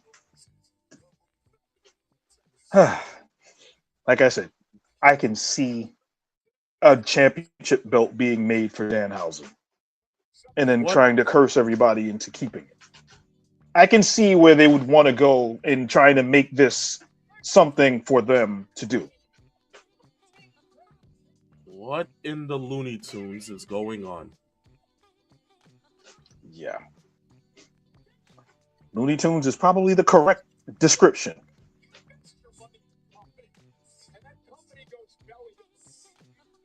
Yeah, that's cool. He gave the kid the cape, but we're really doing this human monies on a pole match? Like, I'm really, this is.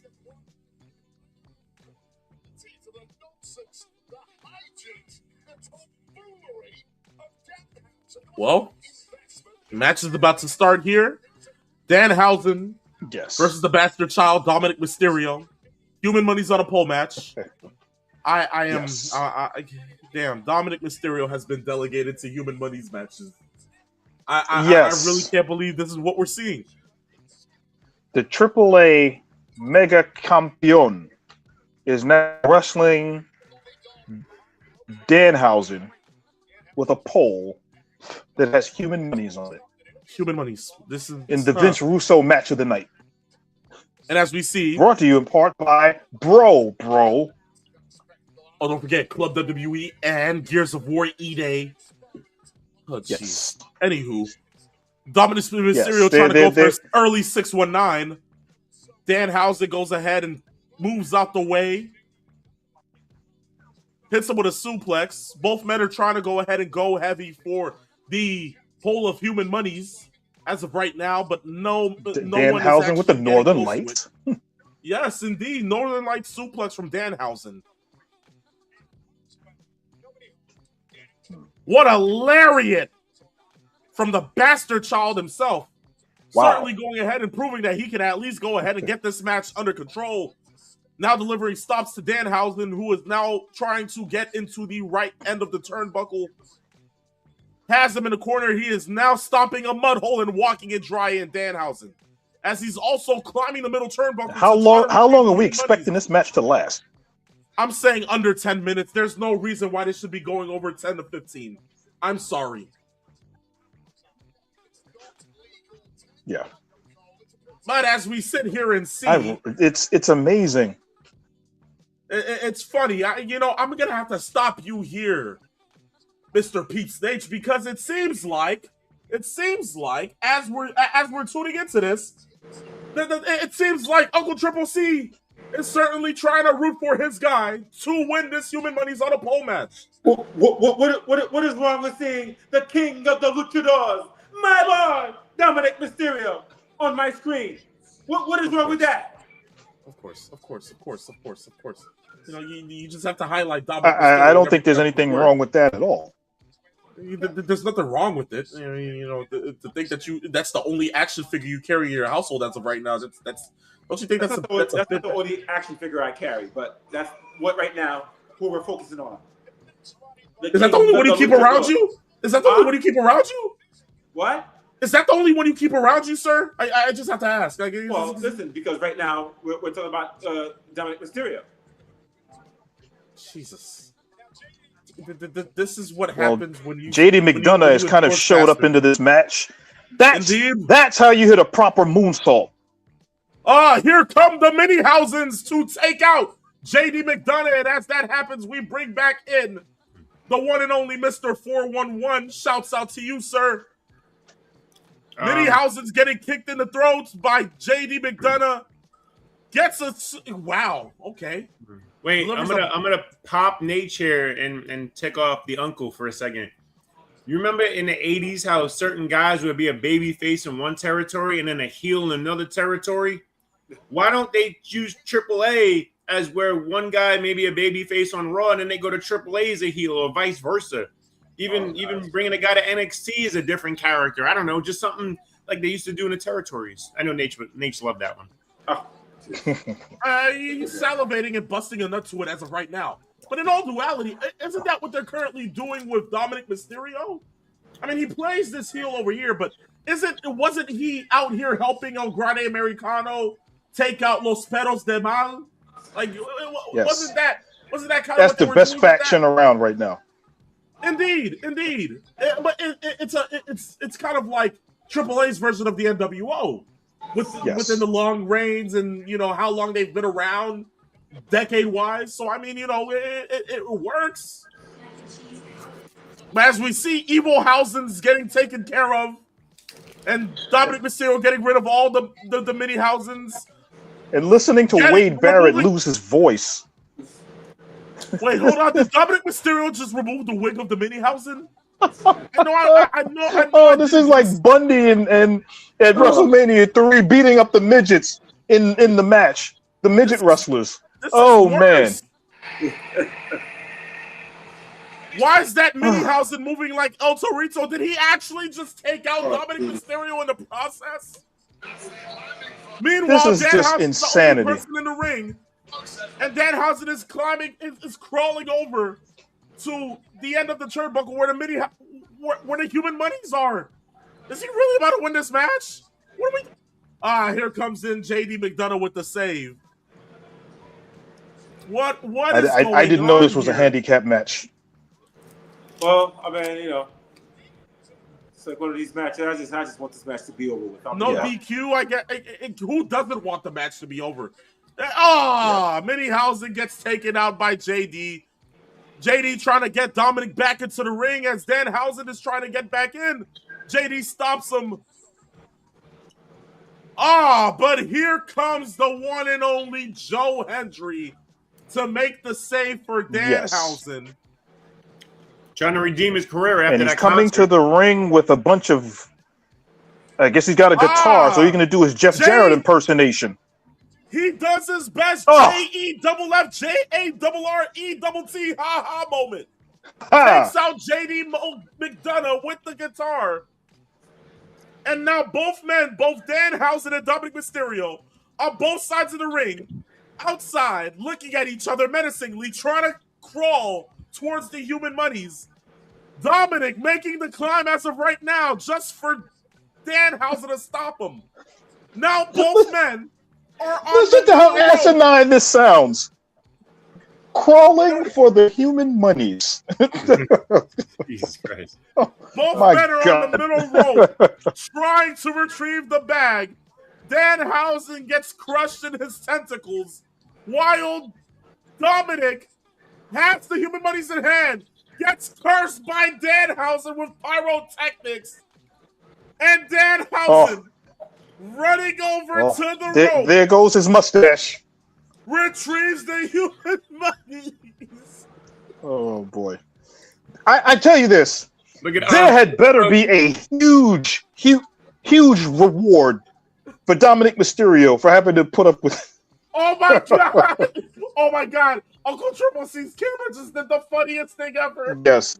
As it saw Triple C facepalm and veered into Dominic Mysterio and did a solo shot on the loser. Oh my god. Yes. Wow. And it's doing it again. Look. Mr. Roar One, check this. His camera just focused in, and the look on the action figure's face pretty much says it for everybody watching that match. Says it all. Yes. This is bad. It says it all. Cameraman is working you out, Uncle Triple C. Oh my god. Cameraman, zoom it.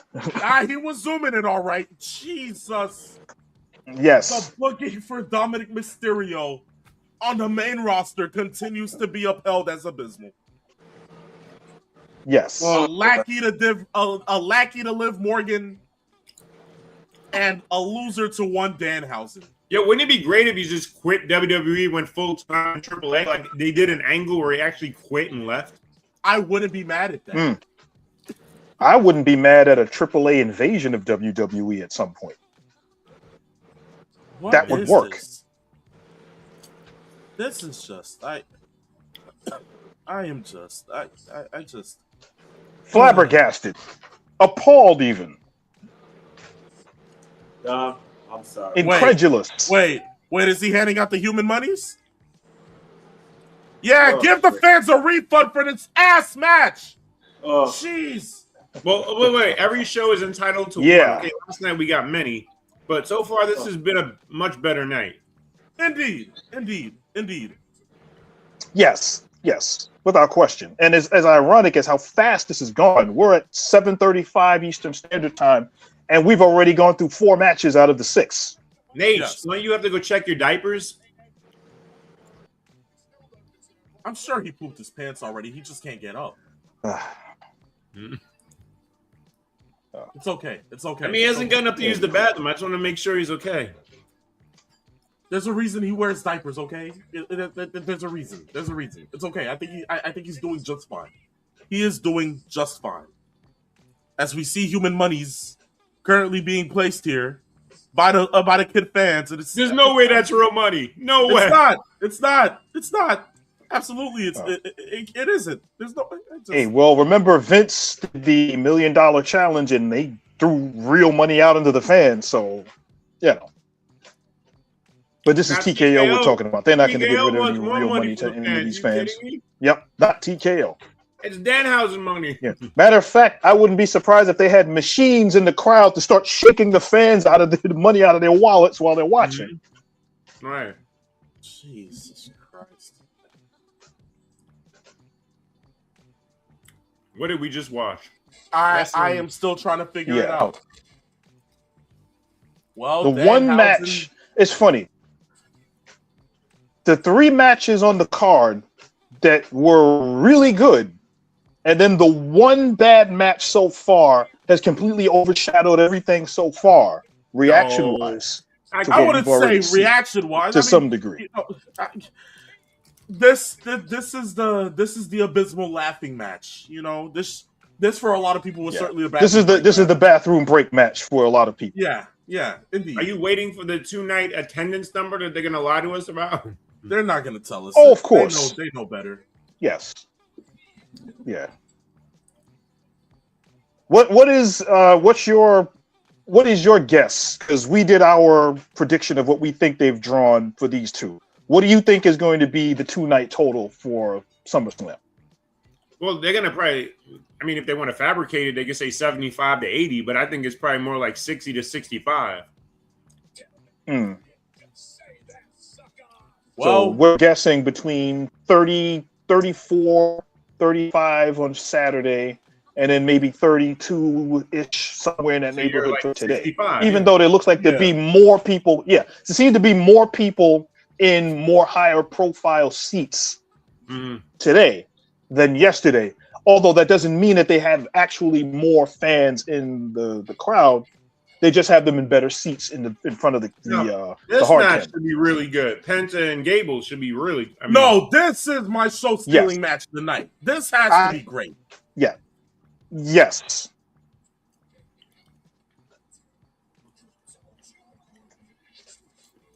Yes. Let me take a quick break and get some water, and I will be right back. You know what, Pete? Oh, now you need water. The man's been drinking I see the whole day. Now he needs. You know what, Pete? Just go. Just go. Good grief. Good God's sakes, man. Man. Now you need water. Jeez, you're gonna need more water before you need a bathroom break. You see, I told you he's wearing diapers. Jeez, man. But anywho, of course, guys, this is the SummerSlam watch party here on Saturday afternoon's main event. Currently, right now, of course, the only 2 people on your screen, the phenomenal one, of course, Mr. 411. We're here, of course. Guys, shout out to you guys watching on Twitch, Twitter, and YouTube. We got 2 more matches to go for tonight. But yeah, Mr. 411, what were you saying? Did you notice that they gave Io the Okada pull-out camera yesterday? Did you see that? They pulled the camera back. I did. And they didn't do it right. They butchered it. They did it. It said it was. It's supposed to just be a fast zoom out. Instead, they just okay. Let's just give it some time. Give it some time. Let it simmer. Screw the lemon simmer. Like just zoom out. But you know what? I guess they probably were gonna get copyright issues from AEW or something. So they said, you know what? Let's not try to be like them. I don't think they can copyright a zoom out. A zoom out, exactly. But they'll just. I don't think they want to be sitting there getting told, oh, they're copying AEW now with Okada. But they clearly did. WWE for you, trying to make it as easy as possible for them to just sit there and always get everything swept under the rug. But I got 2 more matches to go. I want to go ahead and get your thoughts. What do you do? You have Gable winning this next match? Oh yeah. One? Okay. Listen, Penta has had a run that far exceeded expectations. Let's be fair. I agree. So I mean, it's overdue. I'd be shocked considering what Gable has done. Although, to be fair, we just talked about Dominic, right, and how he's treated in AAA versus here. Just because Gable had that great run in AAA doesn't really equate to the main roster. I just think he's going to finally get this opportunity to win. No, absolutely. One thing I have to say, I was at least trying to go ahead and spurt this conversation with peeps. We're going to get KO versus CM Punk. How excited are you for that match? Are you excited about the encounters that are supposed to take place? Oh, the promo battles. Oh, that's it right there. Say no more. That's going to be the best part because there's going to be some real shooting, especially from KO, because he's one of those guys that don't like Punk. Let's be honest. Now, I don't know about their relationship current day. I don't know how it is real or not, whatever. But it should be fun as long as he allows. Well, I don't know how to word this because I'm sure if Punk wanted to, he could kick his ass in real life. So KO has to be careful in what he says, I suppose. Yeah, I think I'm looking forward to it mostly on the end with the drama because, of course, KO is a former alumni of Pro Wrestling Gorilla in Cali, and he is friends with one, as Cornette may say it, the Cucamonga Boys. So there may be that sense of misfortune within whatever gets said there, although I don't think WWE would allow that to happen. But I still think they would find a way to play around with it, at least for a sense of a promo battle, unless WWE tries to limit whatever they try to do creatively. I hope that's not the case. It would be great, just based on what we were talking about all day today, if KO made a reference to the moonsault. If he does, I'm all for it. If he does, I'm all for it. I'm certainly going ahead and post a reaction to that. I can't wait if Kevin Owens were to go ahead and pull that out. But speaking of pulling out, it should have pulled out on this individual. Whoa. Hey, Peep Stage, you back? Yeah, I'm back. I got my water. I'm good to go. You changed your diaper in the process. Shouts out to you, man. Great stuff. You in the diaper. You in the diaper. Oh, boy. Yeah. You damn near. Well, we got 3 I digresses for the show, so let's see how many more we may get. Nate, I got a call from Dave and Buster's. They're like, "Where are you tonight? How come you're not there?" Yeah. He didn't want to give into their iced tea fun, man. Yeah. He wanted to stay home for this one. Yeah, and they don't sell pizza rolls, so the menu is really mid. Let's be honest. The Dave and Buster's menu is just, Yeah, the burgers are okay. They have the French fries are pretty good. The cheese sticks are well. Everything else is kind of. Well, have you had the wings? Because I know K-Dog likes wings. I've seen them. They don't look too appetizing to me. Right. That's for sure. So they're still trying to get people to be founding members of Club WWE. What are we doing here in Big 2026? So, did you guys talk on the show yesterday about the resurgence? I guess you could say ratings-wise with NXT. I know you obviously talked about the ratings, but what do you attribute the ratings jump to? I think overall the product has gotten much better. And I believe part of it is the insistence of using some of the wrestlers that are there to further along the storylines that they have been using, especially what they've been doing with Tony D'Angelo and Naruko, or whatever the name they came up with, a Naraku. I'm sorry, guys. I just have to say, Greg Gagne, Molly Holly, the Killer Bees, and the one and only Rick Martel is in attendance here. Wow. But still no Jesse the Body Ventura. Unless he's going to come to the ring on his own. and call the main event. You know what? Come on, Nate, say it. You stink. Come on, Nate. But yeah, it's when we see all of those guys there, and I think the WWE also, they've done a pretty repetitive job of just showcasing nothing but stars all the time.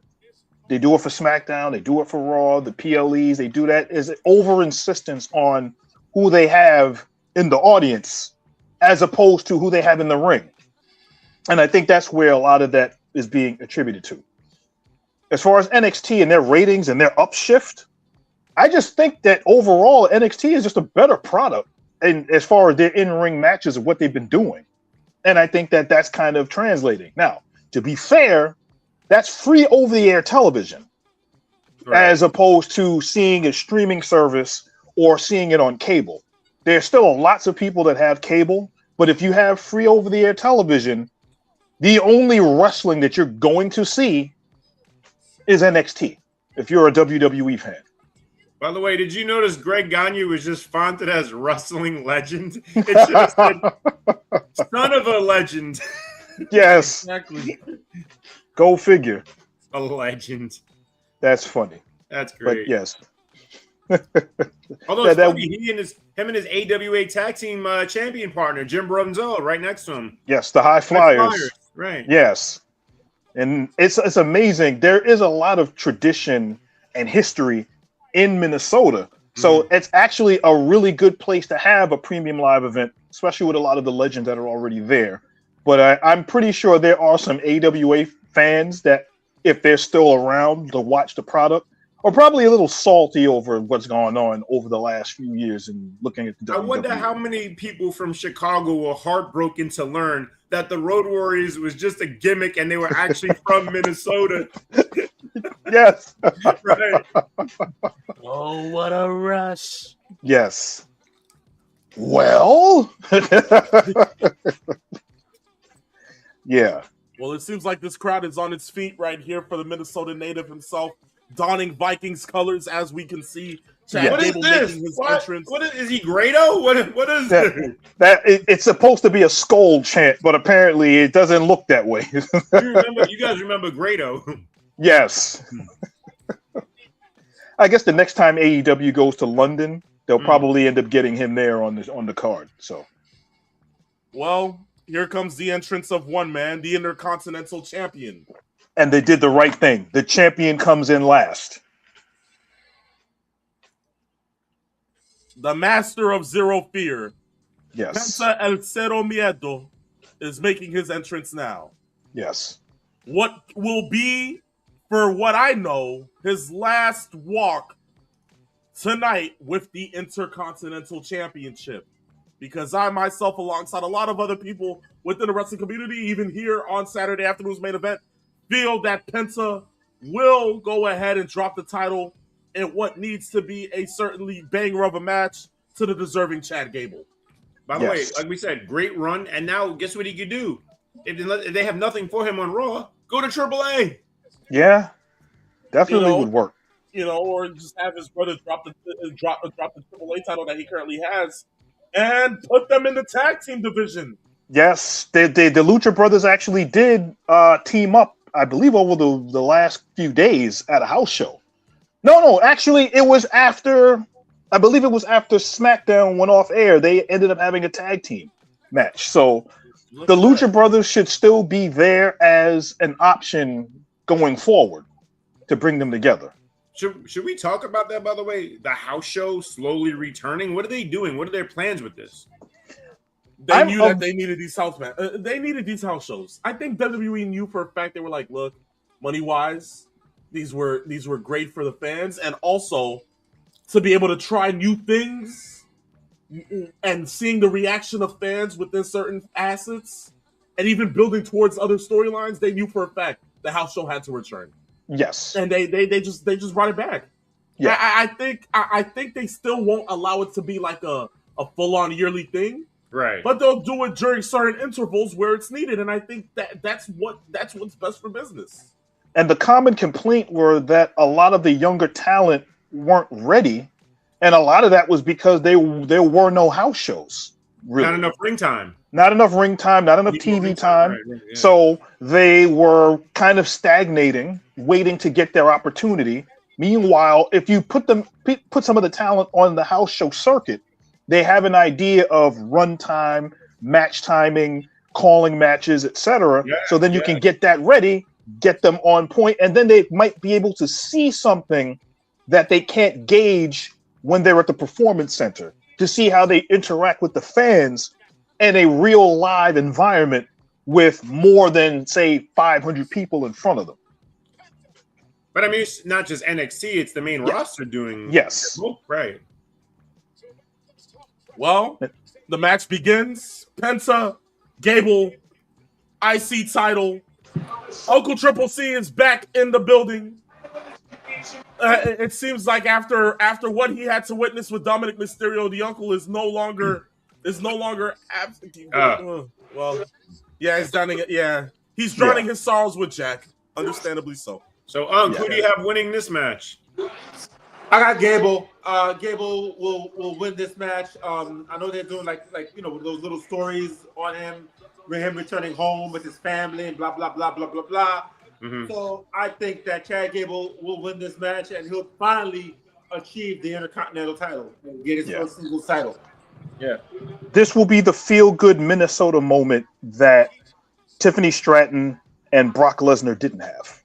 I think this is what that's going to be. Yeah. Well, we'll see how the crowd responds. I do expect it to be the best match of the night, to be honest with you. For sure. The running joke is that Vince always had people losing in their hometown, right? Right. Yes. That was like his personal torture that he loved to do with some of these stars, you know. I remember Bianca Belair having a first time wrestling in her home state of Tennessee, and she lost. And I was like, well, what was the point of that? That was something he was into. Oh, we found out a lot that he's into over the years. That's for sure. I'm gonna puke. Did you have to do that? Did you have to do that? Good grief! Here comes Big Van Vader. He hated Vader. You know that, right? He hated Vader. Yes. Why sign a guy you hate? Right. It still boggles me that even more.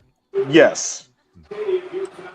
Well, isn't there that running gag that he loved a lot of Heartbreak Kid? Mm. The rumors that flow around of Vince McMahon, man. Yes. Good grief. As we see Penta try to go ahead and go for a ripcord type of move off of the middle rope. Here comes Gable with some Germans. Delivers a second German here to Penta. En route to delivering a third, which he does get off in the process. Tries to go ahead and go for the pinfall. Penta kicks out at 2. You know, Nate, I'll say this. I referenced it earlier, but they happened to show last night Vic Joseph with Booker T doing the radio play-by-play. It was actually a pretty good listen. Yeah. Yes, it was. Yes. As a wrestling fan, like, how do you guys feel about listening to wrestling on the radio? I mean, if you're traveling and you can't, you're behind the wheel and you can't, you know what I mean? Right. I guess that's the time. Yeah, you don't want to swerve off the road in the middle trying to drive when you find out your favorite wrestler just lost or kicked out of a move. I love Vic Joseph. I think Vic Joseph is a great announcer. Yes. Yeah. Ooh. Especially when you have Booker T doing color. Yes. I have to say, one of the things that Mr. 4-1 don't agree with that. Come on, he knows he agrees because when it comes down to Stephanie, I'm not trashing. Oh, but when Stephanie Von Care does a Devil's Kiss, we all want to agree and say yeah. Okay. So everybody gets off on that. But if he says something good about Stephanie Green, I think Mr. 401 would agree with it though. Shucky ducky quack quack. Okay. So you see, shout out to Mr. 401 then. You see, we don't hate him after all. Yes. It's all right. But Penta goes aerial with a whole somewhat front swanton suicide dive out onto the outside to Chad Gable. Both men are down. Yes. It's crazy because it seems like this match is already picking up steam, and it hasn't even been 5 full minutes. Yes. Which makes you wonder how long this match really will be, considering the main event. Exactly, because it doesn't seem like they're letting it simmer. They're going to everything. This the IC title was always the workhorse title, wasn't it? Yes, it is. So I expect them to go at least 15 tonight. It's Chad's hometown. What time is it? Penta driver to Chad Gable. Penta damn near almost retaining the title, but Gable kicks out at 2.5. Close, but no cigar. So last night's show is 3 hours and 4 minutes. Is that correct? That's what I've heard. Roughly, yes. Yeah, from 6 to about 9. Unless something big is going to happen during the main event, it'll probably be about the same, maybe a little bit shorter. Wait, you anticipate tonight being shorter, not longer? Maybe by a couple of minutes. They won't go past 9 o'clock. I don't see. Look, if this match goes another 10 minutes, we're going to be at 8:10. We know we're going to get about 15 minutes of advertisements. That match between Seth and Roman will go about sub 25 minutes. And then we're going to get about 10 minutes of entrances too. Time out. There's not another match. This is it. This is the main event. Penultimate match. I didn't know that. Yes. Yeah, because this is the 5th match of the night as of right now. Yeah. I know they've been trying to get more matches on these shows. Yeah. Gable sending Penta into the corner, trying to go for a pinfall. Penta kicks out at 2. Gable seems to be busted open, though, gentlemen. Yep, he is busted open. Yeah, and it's not the first time we've seen him in a match where he's been busted open. A lot of hard way, yeah. Yeah. And you see the referee coming out for the gloves. Well, it seems like he's about to go aerial as he's now on the top turnbuckle. It seems to be. Goes for a diving headbutt. Penta counters.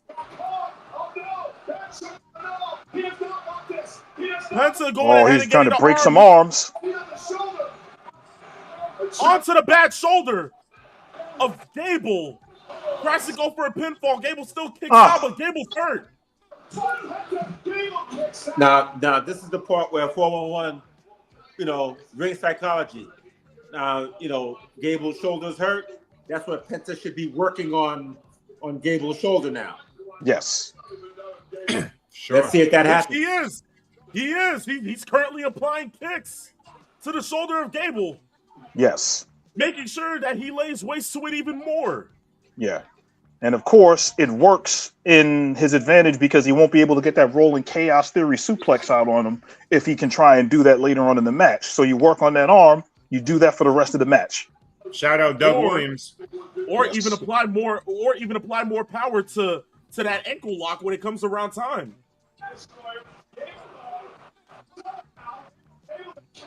And speaking of that, here comes the ankle lock from Gable, which Penta gets out of. Wow. Is that shoulder weakness something that is able to bust out quickly from that ankle lock? Oh God! If Gable loses, we riot time. Yes. But you can have your opponent without moving. It looks like Gable succeeded. This will break you down in a big way now. Oh wow! Wow! Gable what a move on German onto really Penta. Good. Oh, the Nate, timing. Nate sounded like Vince McMahon. What a maneuver! What a German suplex right there on the apron. And as we see Gable going for a climb, are we ready for a moonsault, ladies and gentlemen? We are! Pristine delivery from Chad Gable. You just said your uncle's word? Yes.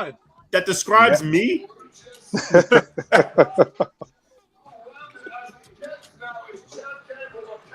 It's okay, Chris. It's okay, Mr. 4-1. You both can be pristine. It's all right. It's all right. It's all right.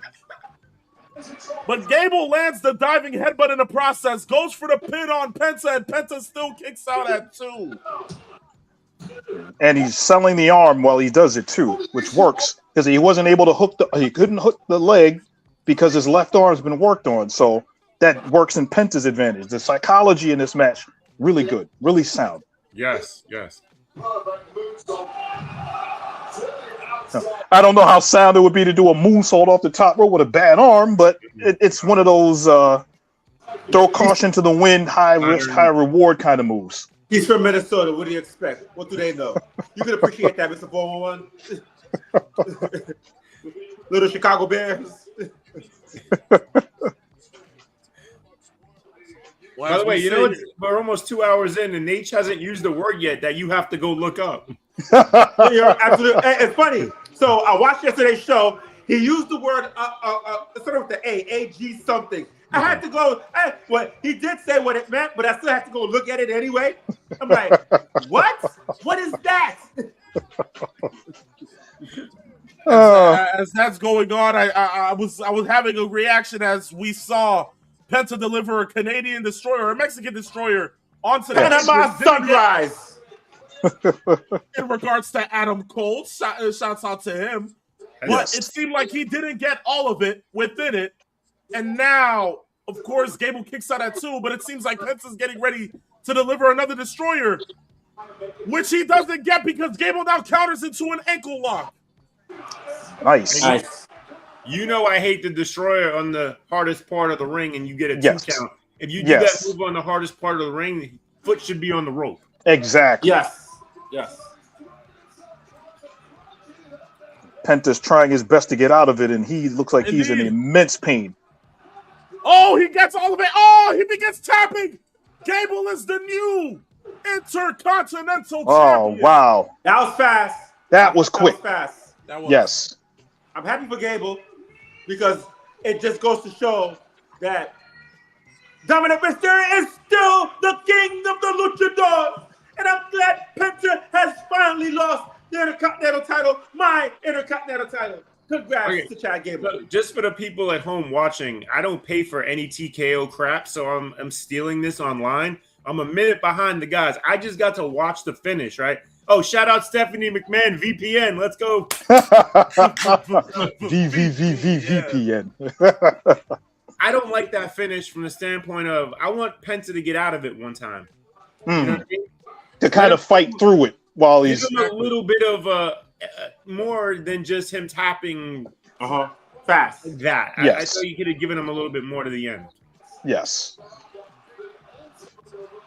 But there you have it, ladies and gentlemen. Chad Gable is your new Intercontinental Champion.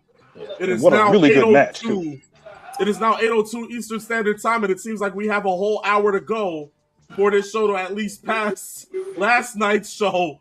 I don't think it's happening, but a whole 58 minutes to go. What can be the case here? Now let me say this: we saw what happened at the beginning of the show. Okay. And Peeps Nate tried to come up with a point of saying, if this is how they tried to surprise us with this part of the show, do we think that there's a good chance Oba does double duty now, seeing that we have about 58 minutes left for this to be a 3-hour show? Do they actually pull that trigger? Uncle Triple C, I'll start with you. Do you think this is possible? Well, like I said, I mean, I was the first one to actually bring it up, Phenomenal One, but clearly you must have had a few liquid courage yourself. But I feel like if we're gonna go that route, either we're going with Oba Femi to be inserted, or we're gonna have some kind of big payoff tonight with Seth and Roman, and maybe somewhere along the lines of a surprise. Now, what would be a surprise to you? What's the surprise here? What can they possibly do that can be a surprise? That's it, boy. I'm trying to think. Are there somebody we haven't seen? John Moxley hits the ring. Oh gosh, too much Shield references the last 3 weeks. So that would be no. What would be the surprise would be John Moxley already blading before he even enters the ring. Leave a blood trail from the back all the way to the ring, right? Oh, his chat is gonna talk. Oh, I'll say before he starts talking, I'll say the Rock, the Shocker. We're still banking on Dwayne in Big 2026. Hey, listen, Saudi money, baby. April Saudi money. So how much of an attendance hit do you think WWE gets? Because I referenced it earlier talking about what shows are coming up. You think the attendance continues to take a dip as we go towards the end of the year? If booking continues to be trash, yes. I'm guessing between now and Survivor Series, because they got a Money in the Bank premium live event in between. All right, so you think about it. Some of these, the rest of the events until you get to Survivor Series will be at regular basketball arenas. Yes. You know, so it won't take a hit attendance wise, but until you get to Houston where they play at I don't know what the hell they call it, but where the Houston Astros play. Yeah. I think that's where it'll be telling to see what kind of a attendance that you get in Houston. Anyway, yeah, that's a one-night thing. That's not a two-night event, right? Yeah, it's a one night. Yeah. Right. Oh, the concept here, that was the other question that I wanted to bring to you guys. The concept of continuing what I think is the goal is to have all of the premium PLEs, the major PLEs, to be 2-night events. I made this thought process out of they need to. You gotta be kidding as me. far as I'm concerned, WrestleMania should probably be the only show that they do a 2-night deal on.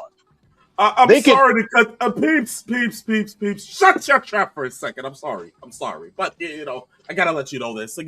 I'm seeing Uncle Triple C kind of lose himself here, and I had to peer over these sponsorships. This is why WWE doesn't do great attendance. Yeah. Obviously, TKO focuses more on sponsorships than the actual wrestling. Mug dog just handed Chad Gable 2 root beers. I was waiting for 401 to see this. and I handed him a marker with my timing because as I'm saying it, that's when he notices it and that's when it comes across the screen. This is what we're doing. You celebrate. So now, if I win a title, I want to celebrate with mug root beer. This is. Yeah. Well, remember, they did an upgrade for a fan with the General, and they gave them a championship belt with the General's logo on it and the General's mascot right behind them. So I don't think there isn't any product that WWE won't prostitute themselves for the sake of making some money. And I think that's what TKO has been doing. I got it. Sponsored by Manscaped. They do a shave your balls match. Hey, listen. Hey, woo! hey, it does the body good. Makes me look bigger, baby. Woo! Look at Phenomenal One. He's gone. It's a good thing I decided not to take a sip of this. Oh, man. This is where we've gone. Okay. So, Nate. Yeah. Phenomenal did ask me that question. So, what do you think will happen tonight? You think Oba coming, or you think they'll be surprised or anything like that? I have a feeling that they have something planned. If they're going to put Walter in the first match and make that the debut, I can see Oba being inserted in, especially based on what they did last night. Will it happen? I'm not sure. I don't know. Hey, give me yes or no. Do you think yes or no? No, I don't think it's going to happen. I don't think it'll happen. I don't even think they know what to do with Oba after this right now, unless they have kind of gotten into their discussions of like, you know what, we need to go and change something right now because we don't know what the long-term storyline is going to be with Roman or Seth after tonight. Oba should be the next one up. If they do that, that would definitely inject some blood into this. 411. Phenomenal. I'm sorry. Gotta go to the bathroom. Too much water. I'll be right back. No cut water, just water. Got it. Yeah. Yes. Understand? Exactly. It's all right. But look, we'll let him go ahead and go. But again, perceiving that if we are going with a surprise, I still would be shocked if it were to be Dwayne. I'm not expecting that bald fraud to show up on my television screen anytime soon. We already have one bald fraud. We have Uncle Triple C. Huh? I'm sorry. We already have one bald guy in the building, and it's Uncle Triple C. We don't need that bald fraud Dwayne, okay? I think I'm good off that. In all duality, if I'm sitting there thinking on it, it has to be over. If that was what they were going with, it would have to be over. You're drinking a bottle of Jack and now you're hot. Go figure. The AC's not on. Did I turn the AC off? I think I turned the AC off. Just give me 1 second. Of course. I'm burning up. Give Uncle Triple C the time. Yes, all in. His liver is gonna kick his butt, man. As if it isn't already kicking his butt. Oh, Come on. Jeez, it's kicking his butt more than your hairline's kicking your butt at this point, Peeps. Yeah. I mean, come on. You think I'm lying? Jeez, Peeps, look at the hairline, man. Just look at the hair. You know what? I digress. We write that one down for me. But again, if it's not over, this fails as a main event because all we're gonna get is Roman retaining. I think we all know at the end all be all is Roman's going to retain. But if they don't do anything else after that, the main event falls flat. So I feel, Roman will be champion, but something I feel has to happen. It's not going to be like I expect, because the story they've been saying, basically, Seth has Roman's number, and anytime Seth is within the ropes where Roman can get a chair, he's going to still exact the revenge on him. But I feel like there'll be some kind of point in that match where Roman will have the opportunity to hit him with the chair, but then, Seth will probably think like, okay, I still, have the mind games with him, but then Roman will outsmart him. But that can't just be all, that can't be the, be all end all. I feel something else is going to happen. What? I don't know, but I'm just throwing the rock out there as a surprise. Now, I'm guessing we got Kevin Owens to return tonight. What is one individual that still has yet to exact history with Roman Reigns the right way? LA Knight? The Scottish Warrior, Drew McIntyre. An individual who hasn't been on TV since after WrestleMania. Yeah.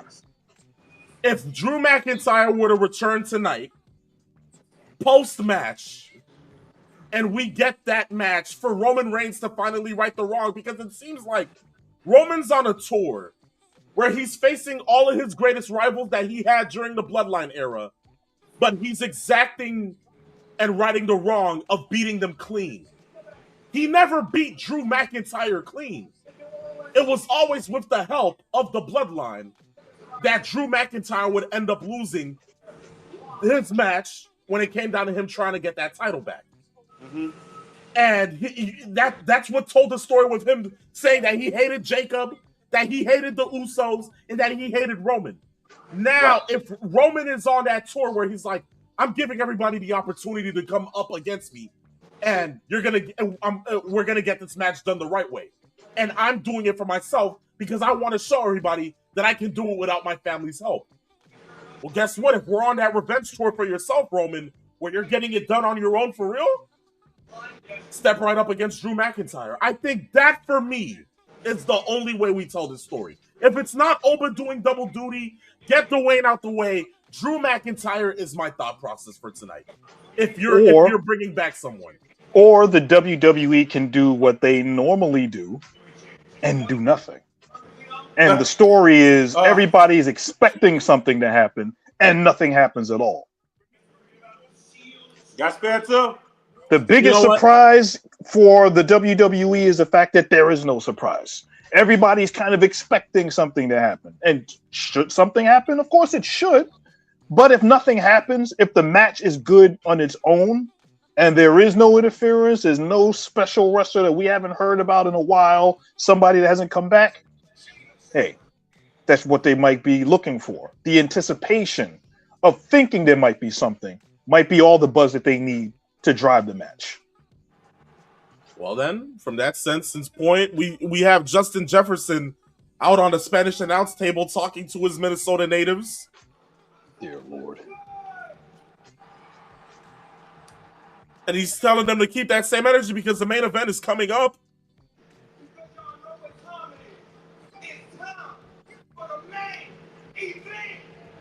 So, with this main event about to happen, No attendance. No attendance. No attendance. I told that you. would usually be the spot where he or Triple H would have said something. Exactly. So they must have done like 32,000, 33,000. Yep. So it's probably in total, definitely under 60, Under 70. probably. Under 70. Could be around 65, 66. And that's not bad if it wasn't for the fact that they kept blowing their own horns, talking about all of these records and everything else. They've outpriced themselves for a lot of the normal everyday fan that can't afford to go to a WWE show. So Until they dropped it to $25. Could you imagine? Yeah. And now it's $25. Yeah. That's why I wait. Listen, when we went to Vegas, WrestleMania, you guys know I bought my ticket that same weekend.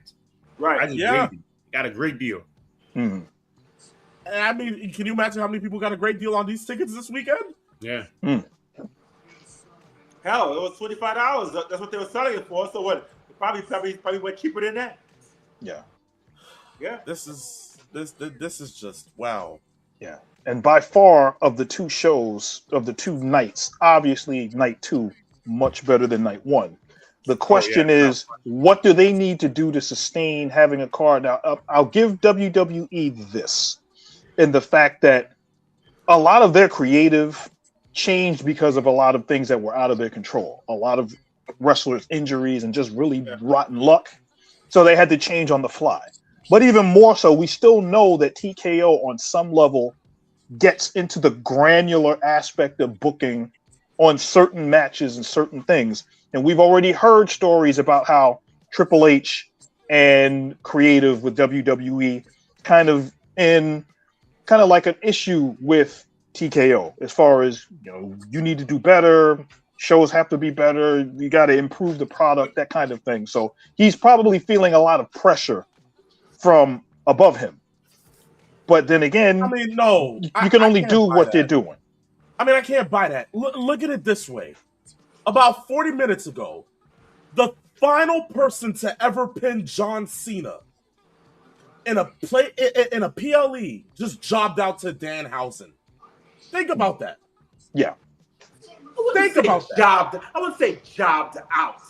Come on, Uncle Triple. I would say jobbed out. Okay. You had special effects that happened, and obviously Danhausen, the cheater that he is, because now that I am no longer cursed because my Knicks are the NBA World Champions. F you, Danhausen. F you. The man uncurses your team. Now you got to go ahead and tell him F you. That's the thanks he gets. But still, I mean, come on. You're telling me this is what they got the man who pinned John Cena in his last ever PLE. Okay? That's what they do to him? I do have to ask. That Jack is getting his head kicked in. Woo! Oh. I think Jack Daniels is going to tap out. The hell is this? Someone's making his entrance. Shield silhouette to begin it. Just to come out to his original self. All right. For a second, I thought he was going to be coming out in Shield gear again, but it seems like we're not getting that. But Seth Rollins is currently making his entrance.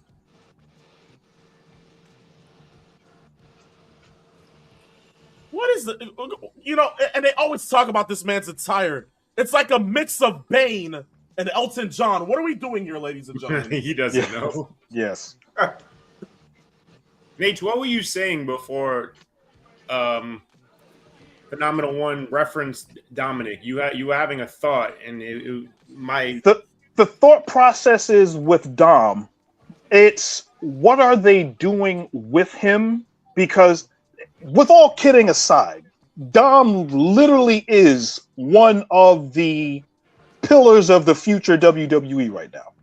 And the problem that I've had over the last couple of months is that they don't know what they're doing with him within the Judgment Day dynamic.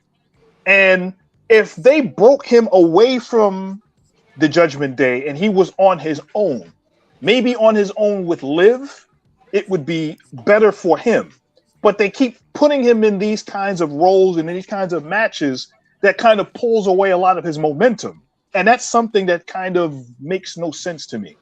I regained my train of thought. See, I just teed Nate up there because sometimes Nate talks so long, I forget what I'm going to say. So you brought it back. Thank you so much, sir. Which is, as much as we want to get on TKO for any kind of involvement, any kind of meddling in the booking, we sit here and we see Unreal and we see the Ed Koskis and Mr. Potato Head, right? And we go, what are they doing in this room? TKO is watching the same thing we are. Yeah. Yeah.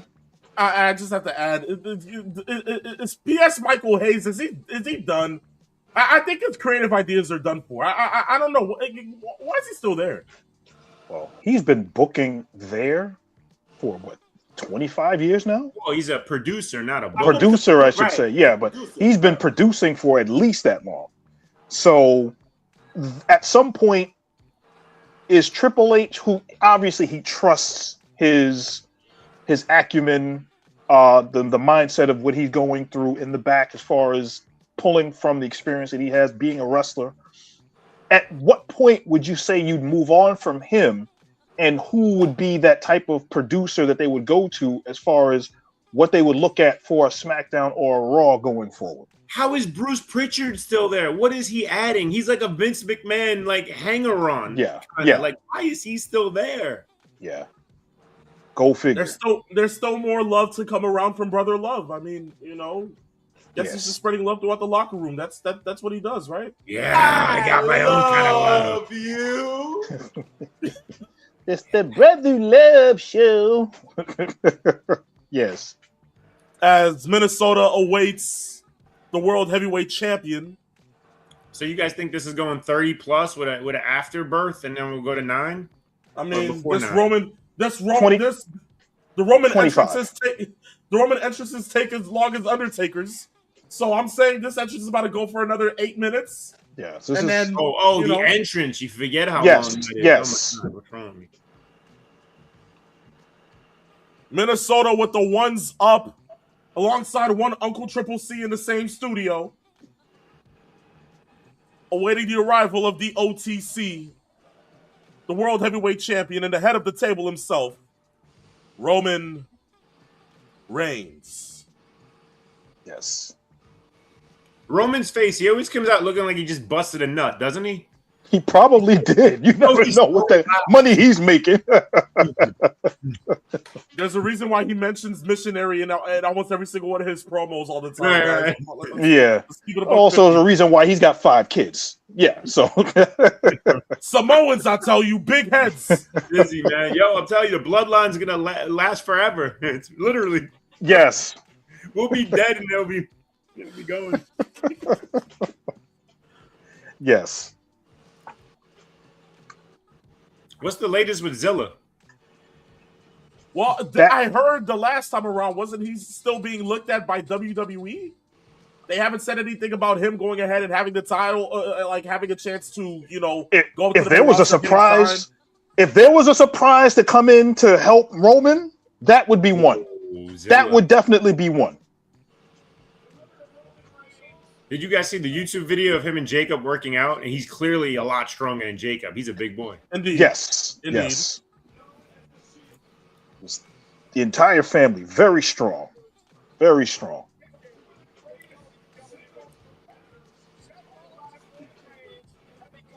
The Shield League, known as one of the last great groups in the WWE. What great revisionist history for Michael Cole, guys, right? Oh, of course. Oh, wait, you mean the late great Umaga?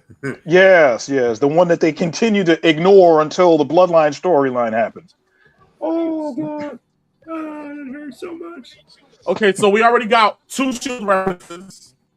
Match hasn't even started yet. What's the over/under on Shield references, guys? I'm feeling 5. like I'm about to hear about 5. Okay. You gotta mark it down, and Nate. You have to Yes. track I it. got 5. There we go.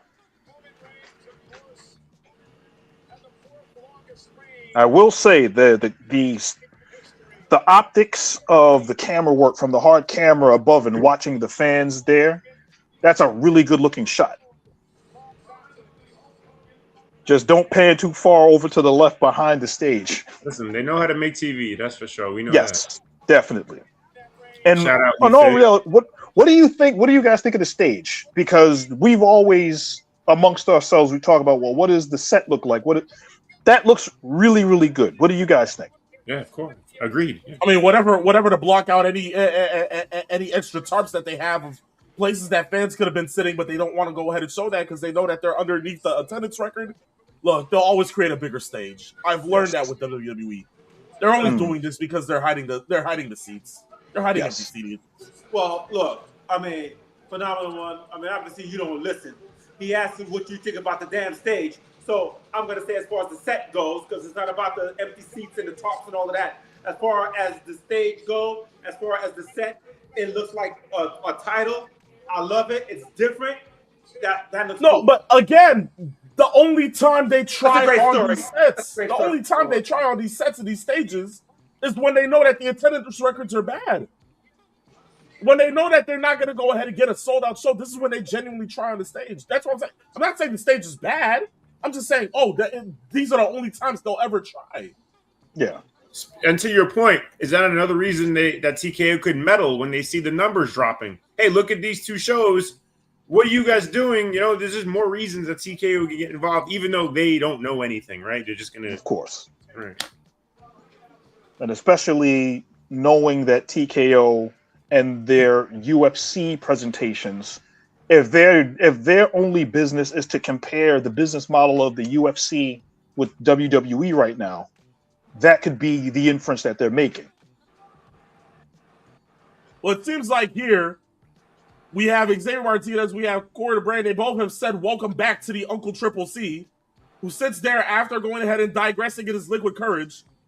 But Pokemon 52 T7P says, how's Triple C feeling after the Dom loss? Obviously he's smoking. Listen here. That woke him up. Pokemon, let me tell you something. You know, I said the last time I was on this program, right? You sat there and you talk about my boy, the king of the luchadors, who is still the greatest Triple A mega heavyweight champion of all time, my boy, Dominic Mysterio. I said this to you before, and I'm gonna say it to you again. Go black and play with your stupid cards, okay? Because that's all you can do, Pokemon, right? That's all you can do. He says, El Dom, to be honest, bro lost to a jobber.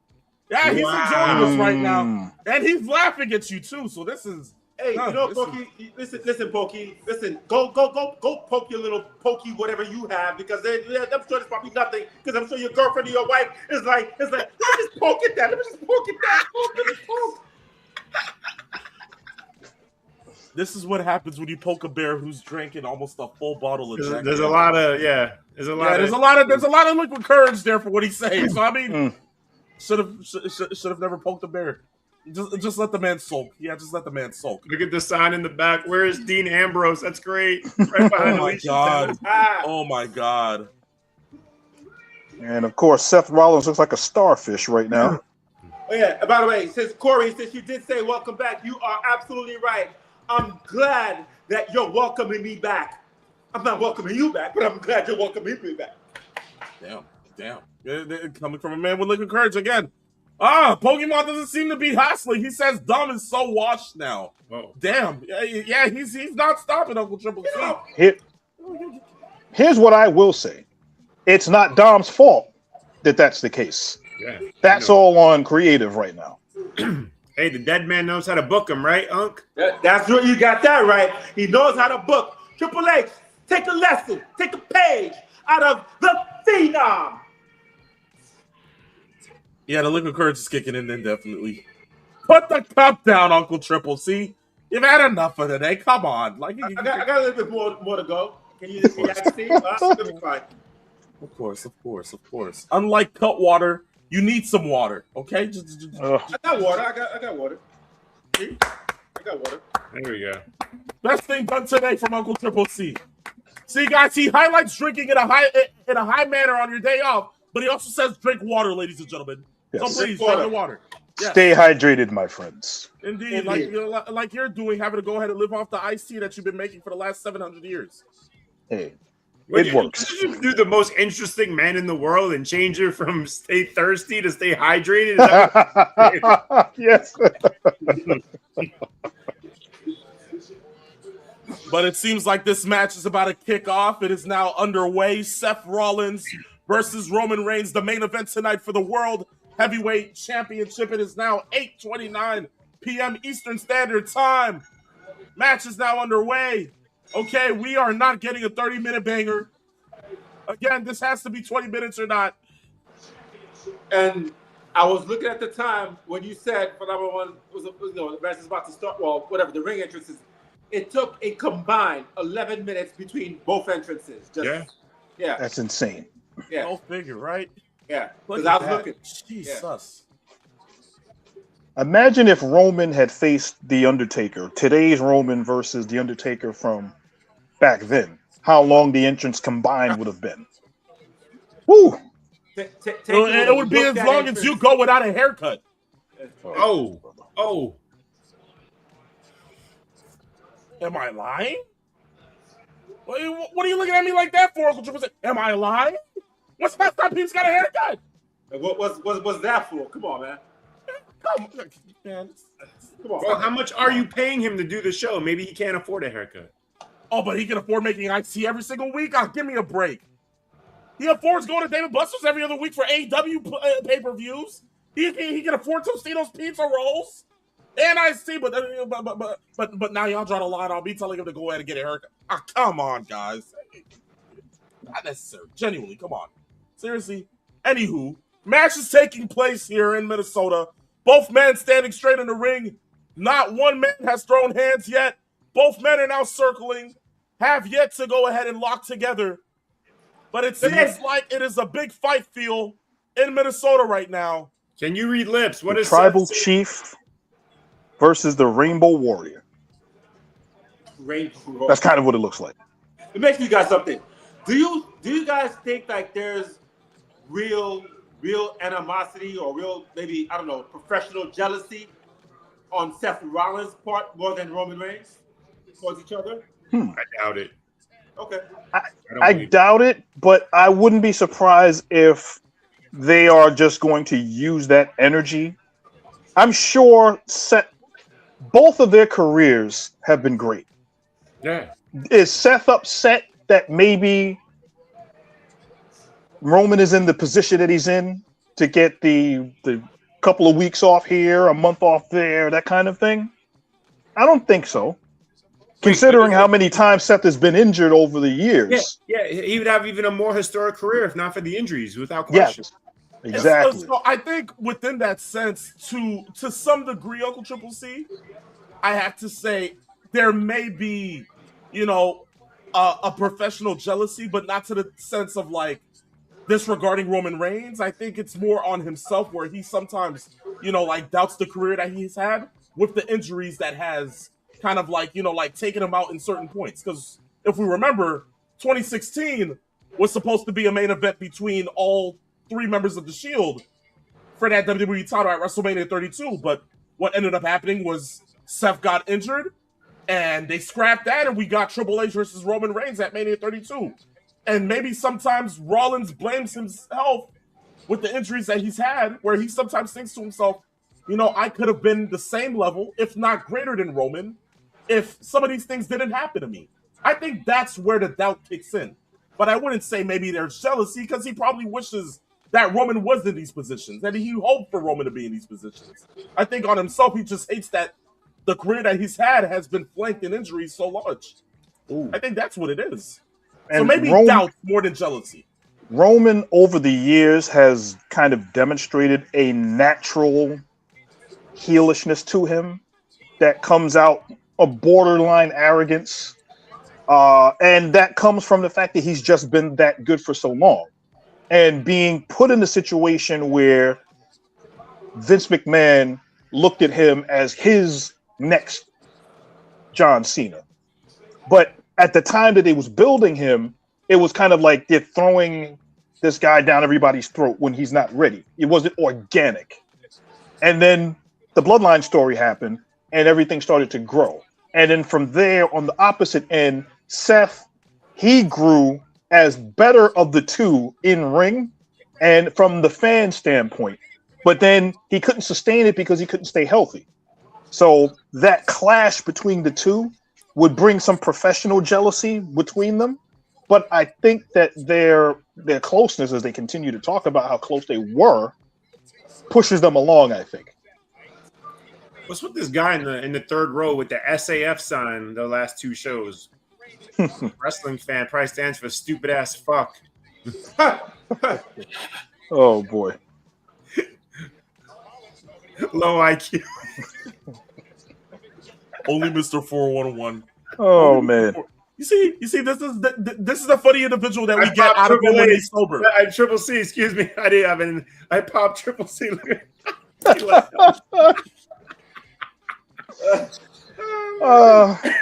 But you see, this is why we love sober you so much, Mr. 411.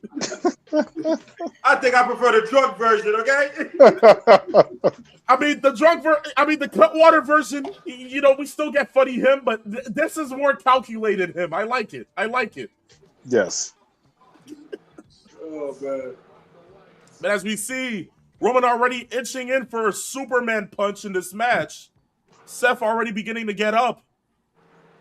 Roman goes for the Superman punch. It gets reversed by Seth. Seth goes ahead and hits him with a forearm that was powered up. Clotheslines him outside the ring. It seems like Seth is setting up to get ready to go ahead and go for a suicide dive outside her. Here he goes. Once for that people, guys, Tope Suicida. once people do hit the ring, if that does happen, I'm just going to mute you guys so I can watch the ending without a spoiler, because I am kind of curious how they end this one. Indeed, Gotcha. absolutely. I got you. So in As we other words, see- People's Nature Boy, Phenomenal One, don't say nothing when we get to the last maybe minute or two, okay? Gotcha. Indeed. As we see, of course, both men are outside of the ring. Roman is stunned down and out. Seth is standing up, taking in the adulation from the crowd, as it seems like he's calculated to want to use the Spanish announce table. Let me ask this, guys. Why is it always the Spanish announce table that has to get all the flack over the last couple of years? Racism.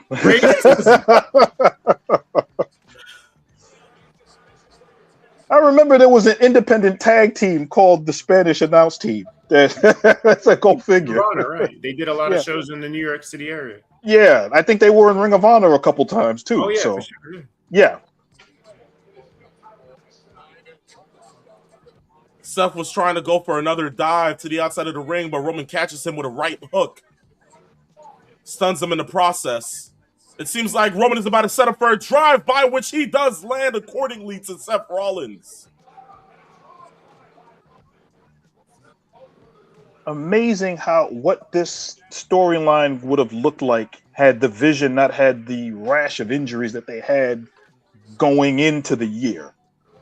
If Seth hadn't gotten hurt, and then Bronson didn't get hurt, and then Braun didn't get hurt, what could have happened going forward? Right.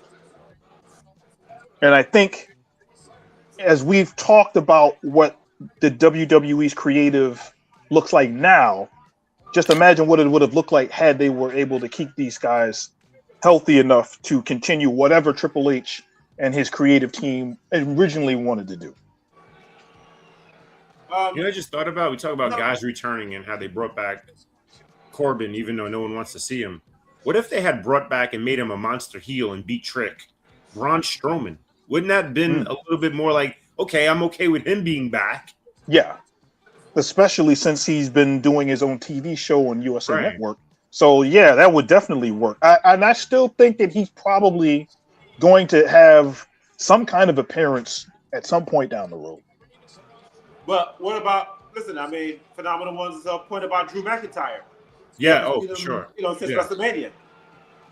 Definitely. That could work. And I'll just have to ask this gentleman. I don't remember this being a no DQ match or anything.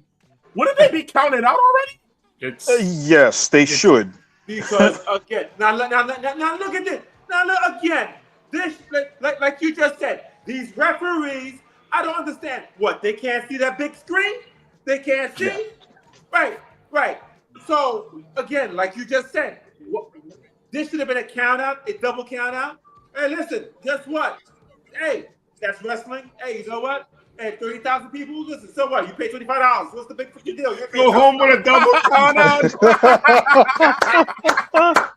That would be the perfect ending for this show. Double count out. Go home happy. That's great. Can you imagine? I can imagine. Yo, Howard Finkel, rest in peace.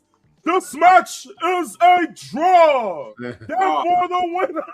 Yes. All 35,000 people that are here in the building would have a riot right now. Oh, they would. The Howard twins. And the refs are standing there. The refs are standing there looking at all my this biggest taking pet place. peeve. You These know, officials are driving me insane. Oh, Yes. now the Yeah. ref is trying to get them back in the ring. This Don't is count- Rick Knox in every Bucks match. Mm. How he lets them break the rules in Oh every my match and gosh. do whatever they It's want one to do. thing. It's one thing if the now official Seth wants to break himself into the ring. it's one thing if the official has in their mind that this match is so important that they're going to allow certain liberties to be taken during the match. I get that. But this, they were out in the crowd for almost 3 minutes. Why not? They then come back and then they have Seth roll under the ring to break the count. What count? Would it count to 45? What's the point of that? Why does everything have to be no DQ, no count out? Why can't it just be no count out? You don't have to have both. Do you have to have both? I just can't buy this. Like, it's, WrestleMania, Roman can use the steel steps. No DQ. Yeah. Now, Yeah. now they go out into the crowd for 3 minutes. No count out at 10. No double count out. Yes.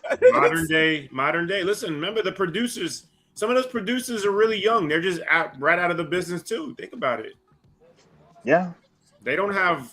I mean, Yeah, but you know what? 401. I disagree with because we know who the producers are in WWE. The Bobby Roode, the P.S. Michael Hayes, Right. Sugar Shane Helms. yeah, T.J. Wilson, Yeah. T.J. Wilson. Well, he's more about Jason. the What women. is Jason Jordan a producer? Yeah, I think he's still a He producer got there to be too. because we see him all Yeah. the time. Right. Chris Parks is also a producer as well. Right. From Abyss, but yeah. No, Mhm. what I mean by that, Uncle Triple C, is that not every guy, as good as they were, got the psychology part. Mhm. Fair enough. In Clearly. certain aspects, not all the time. I mean, Right. Yeah. And then some of the producers are better producing specific types of matches as opposed to being able to produce everything. Yeah. Like one of the, if I'm not mistaken, the El Grande Americano match, which for right now for me is match of the year. produced Yeah. by Pete Dunne produced that, Yeah. so he can show Who you produced it? Pete Dunne. Okay. So we know that there are great wrestlers that can be great producers if they're able to produce in their wheelhouse, but certain producers aren't able to do that for every type of match. But also, Pete Dunne, think about the education he got in NXT with all the people that were there if he was paying Yes. attention. Right. Yes. So, Walter and Ilya Dragunov and all of the other stuff he had when he came from the UK and then the NXT, then bringing up to the main roster. so we're already at 3 Shield references in this match. Yep. 2 Shield bombs. That them going past the barricade. It seems like this match is damn near almost over. Pretty much. I mean, there's all sorts of assorted furniture bantied wait, about what's and the- destroyed. What's the The actual referee- in-ring time right now? How long? Is it seconds or is it a minute? I think it's in ring probably about a minute and a half, That's it, 2 right? minutes. Yeah, Yeah, 2 minutes. roughly. They've been outside the whole time. Exactly. Mostly. And now the ref is counting. How stupid Yeah, is yeah, this? now. Like, I guess he forgot he was doing his job as a referee. Who needs a ring, right? Well, What was it? Exactly. Bischoff, Russo, like a couple guys wanted to get rid of the ring for a while. Remember that back in the late Yeah. 90s? Yeah. Pedigree to Give me the ring. Roman Reigns kicks out at 2.99. Okay, now we've passed 2 minutes in ring. Perfect.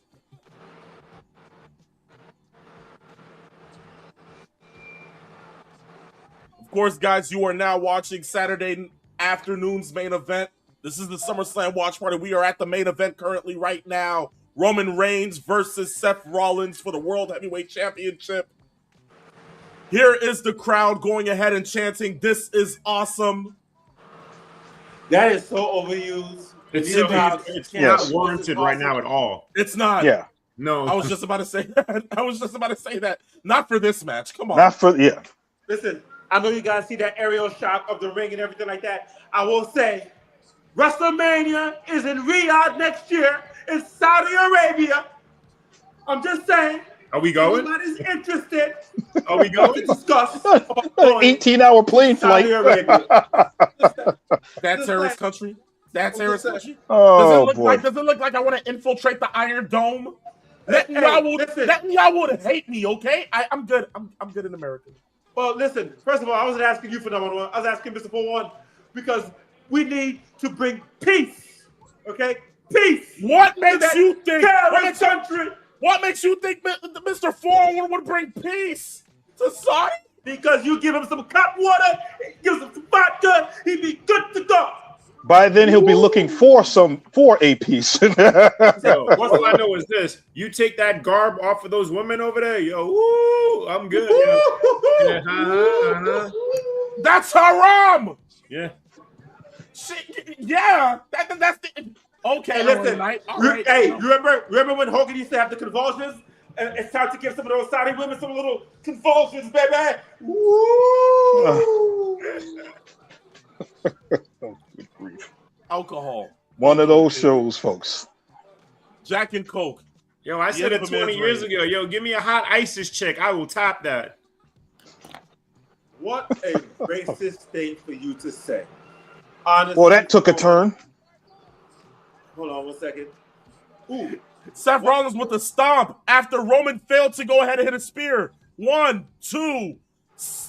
Seth doesn't get it. Roman kicks out again at 2. Well, these fans are really into this match, that's for sure. Are you suggesting YouTube may ban us for my comments? Yeah, go back to what you were saying. I mean, first of all, the way I look at it is like, for you to sit there and talk about like the ISIS chicks and all of that, whatever. I mean, I'm all about the peace, okay, and giving them my semen. So therefore, I can even finish. Where are we going?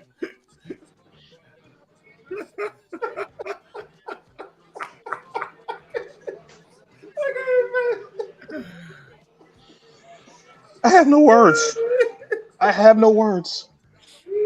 I really have no words. Shout out Jack Daniels. Uncle Jack. Uncle Jack, baby. Uncle Jack. Never again. Damn. The last watch party ever. Instead of the last dance, the last watch party, right? Oh man. How did we even get to? I digress. Let's run it down. He brought up Saudi. He brought up WrestleMania. Triggered it. Yeah, but how did we get from Saudi WrestleMania to ISIS women to now talk? Yeah. The man freaking brought up. I digress. Hey, listen. This is Sunday night SummerSlam watch party. This ain't Saturday afternoon's main event. Okay? Yeah, but you could have told me to put a parental advisory on the whole last hour of the show. Good grief. Right. Good. Well, it seems like Seth Rollins is now at the top with Roman Reigns about to go ahead and hit him with the suplex. He is about to turn it into the Falcon Arrow. Will he get all of it? No, Roman Reigns puts him into the guillotine before Seth can get out the Falcon Arrow.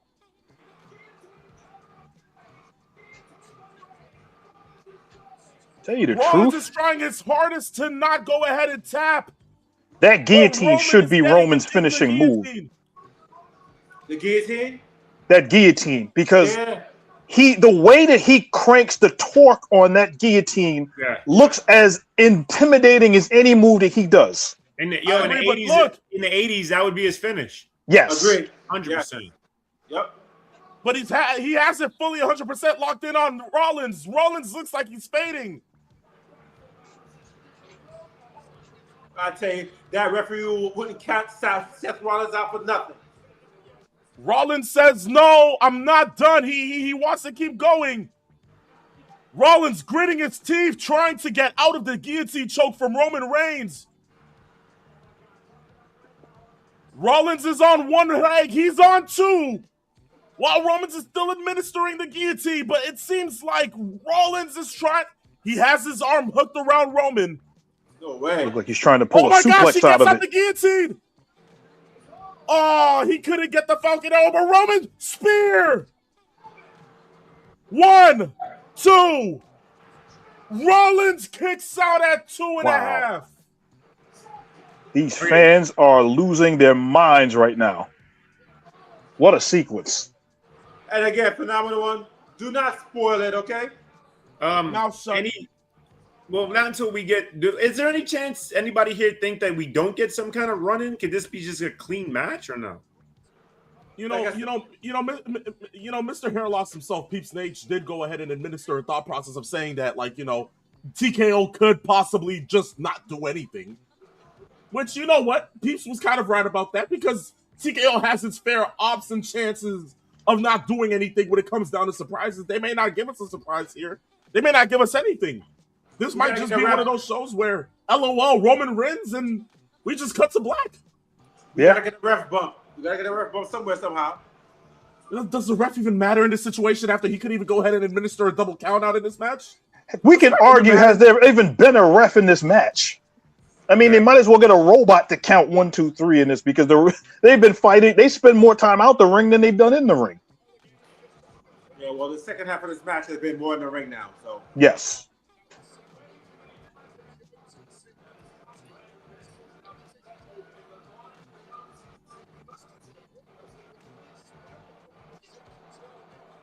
I love when Roman talks trash. It's so good. yeah. Yes. And it really started during the pandemic. Oh, Roman tries to power up for a spear, but Rollins hits it instead. Rollins crawling over to try to administer the pin. 1, 2.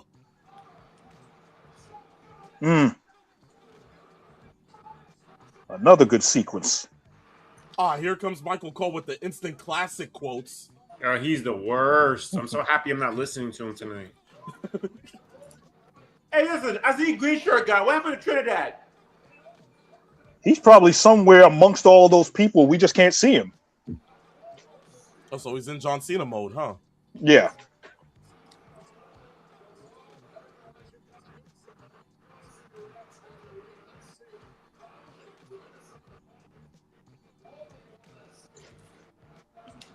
By the way, These Elk, I fans never got really your thoughts. invested. How much did you miss Tyrese Halliburton and getting to see him again? He's a piece of hot garbage. I'll tell you that. All right? Oh, now I'm not alone. Listen. Trigger him. To be honest with you, listen. If it was like, let's say, a Deuce McBride would have hit him right in the back, and then he could send him out for the season again. Oh boy. Rollins out here saying to Roman, the only reason you're number one is because they made you number one, but I own your ass. Kind of what he was saying in the promos, right? Uh-huh. Buckle bomb. Rollins hits the buckle bomb. Couldn't go for the stomp.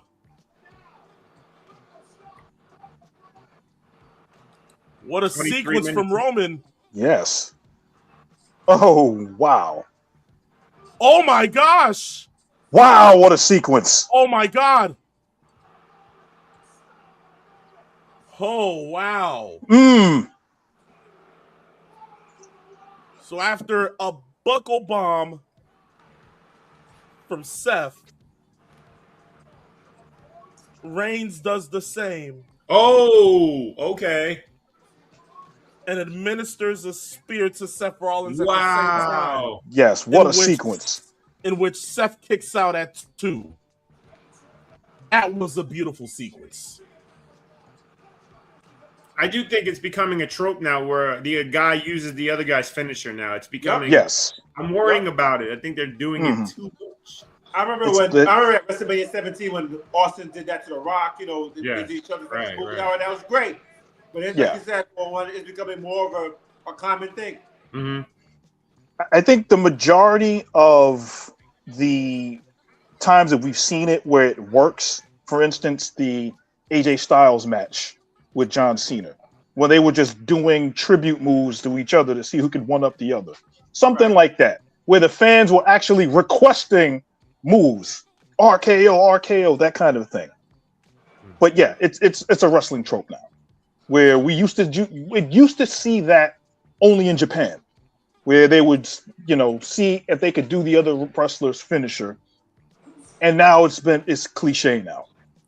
By the way, and I hate Ospreay using the Styles Clash for a 2 count. I hate that. Yeah, Retire that move, bro. You don't use it for a 2 count.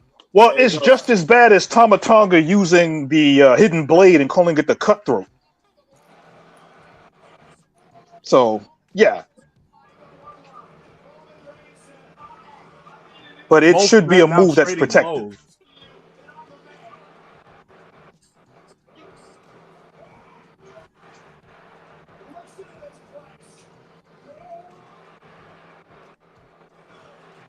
Both men just trading blows in the middle of the ring, back and forth. The crowd is unglued. Both men giving it everything they possibly have. This match is about. And oh my gosh, here comes the uppercut from Roman. And there it ends up knocking out the ref. Give the uncle a quarter. Oh! Look at a tribute to one former Shield member, and now the counter is at 5. Can you save a little bit for 4-on-1? Indeed.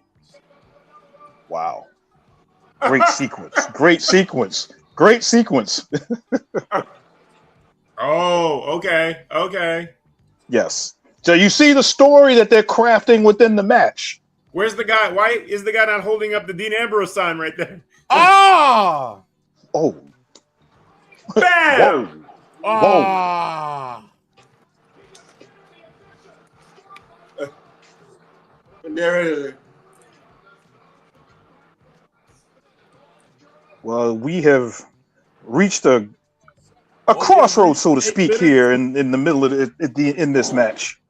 It is now 8:57. It seems like we will be passing that 3-hour marker.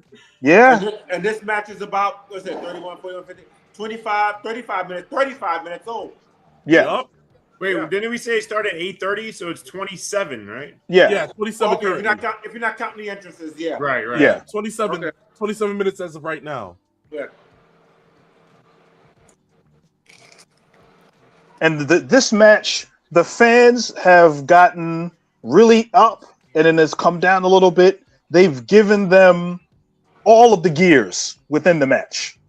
So the fans are worked into a lather right now. All right. So guys, here's what I'm gonna do. I'm gonna mute you guys so you can talk as it happens live. I don't want to do that to the Gotcha. show. No Okay. problem. Okay. Okay. Well,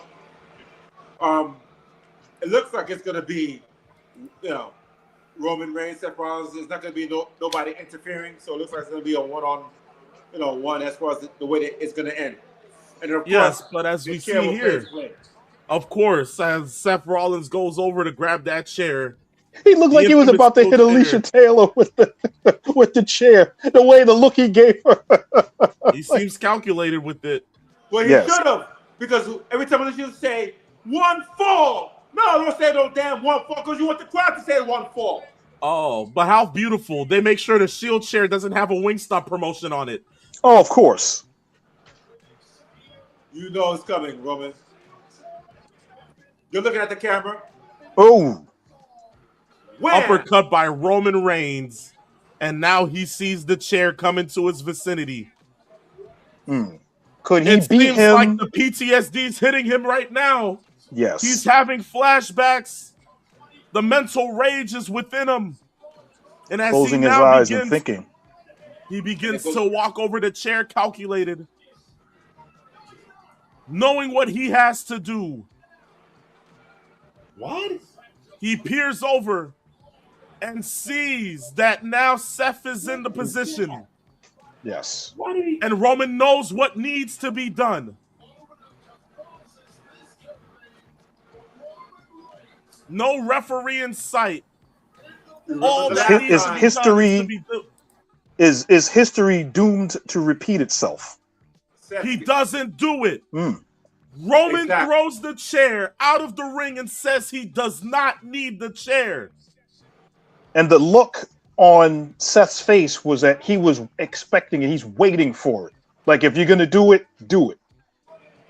Roman says he needs to get done with this. No more chair business. Let's get this done for real. Let's end this the right way.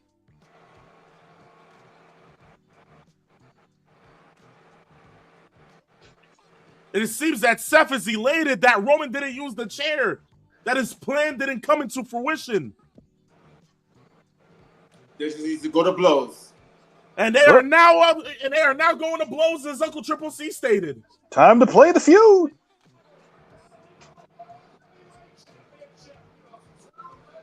And then some of this is kind of shades of Dean Ambrose and Seth? Yes, exactly. Yes.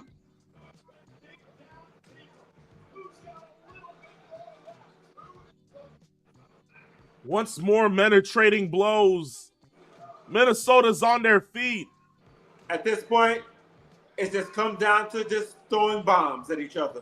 Yes. Who's going to give an inch? Who's going to take an inch?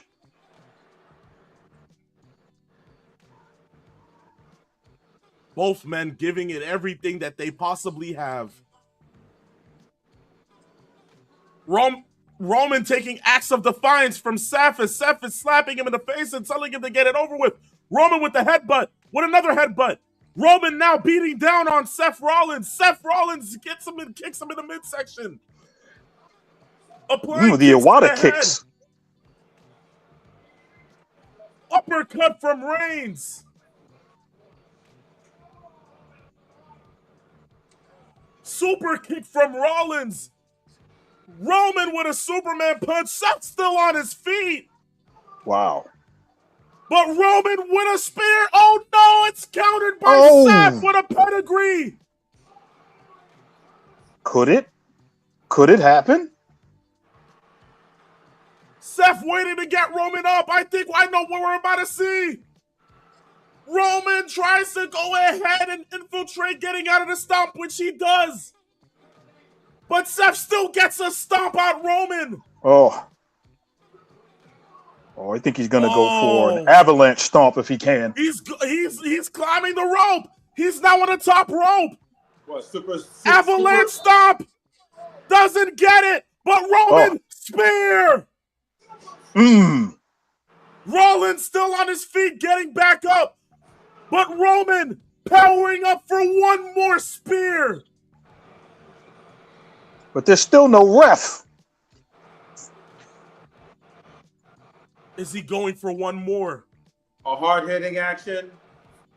It is high drama here in Minnesota. And Roman is contemplating, what on earth do I have to do to beat this guy? I've literally hit him with everything I can. One last one for... we're going home, ladies and gentlemen. In the words of Kenny Smith, let's go home. Ooh, ah! And the final blow to Seth Rollins as the ref comes back into play. Roman Reigns retains the World Heavyweight Championship. That had a Flair Michaels feel to the end. The only thing that he didn't say was, "I'm sorry, I love you," before he speared him. Okay. from what they called themselves from the beginning.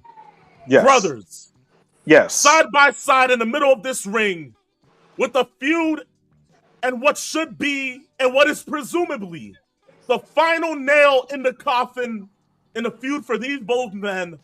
Yes. Roman Reigns stands tall at SummerSlam, pinning Seth Rollins after a hellacious spear, calling the final blow for these two Shieldmates. 34 minutes.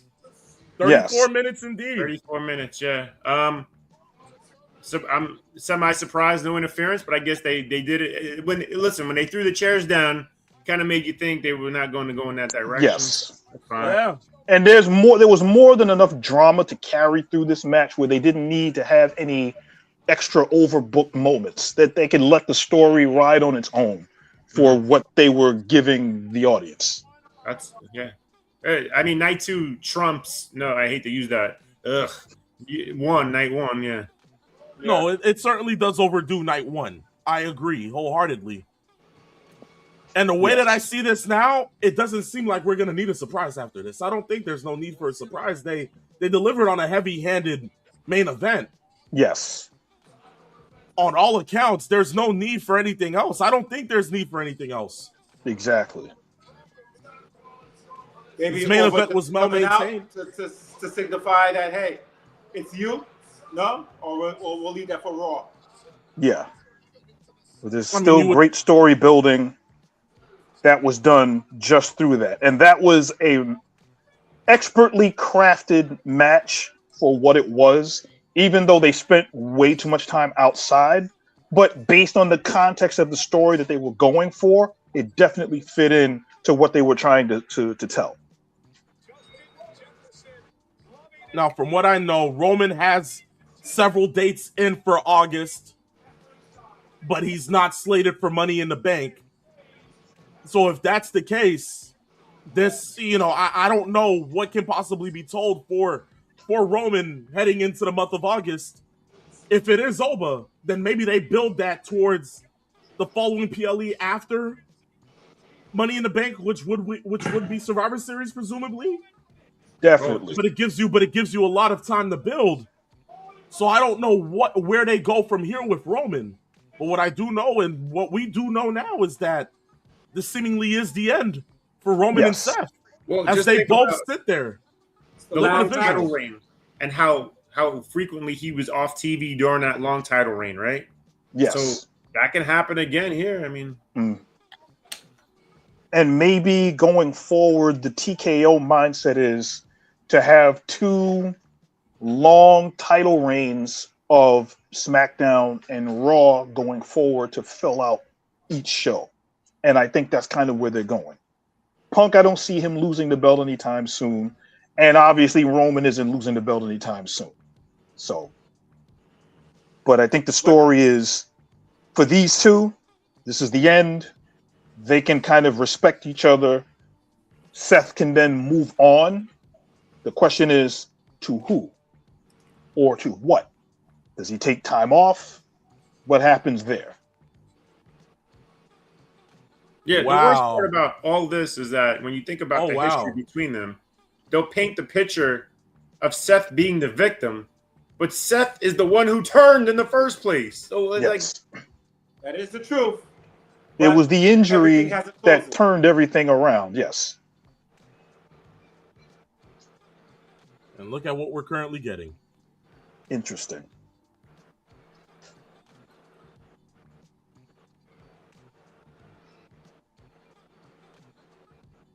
And to really be honest, this storyline like this probably couldn't have been told in this fashion if the Vision was still attached to Seth Rollins. At least not in the way that they're doing it here. Or Dean Ambrose, I should say. Shield. You think he's in his house right now doing this? What a bloody fist. Bloody fist or bloodied head? He busted himself open just to do it. He busted himself open just to be like, hey, okay, there we go, gentlemen. Hey, Renee, come here. Renee. Let's go.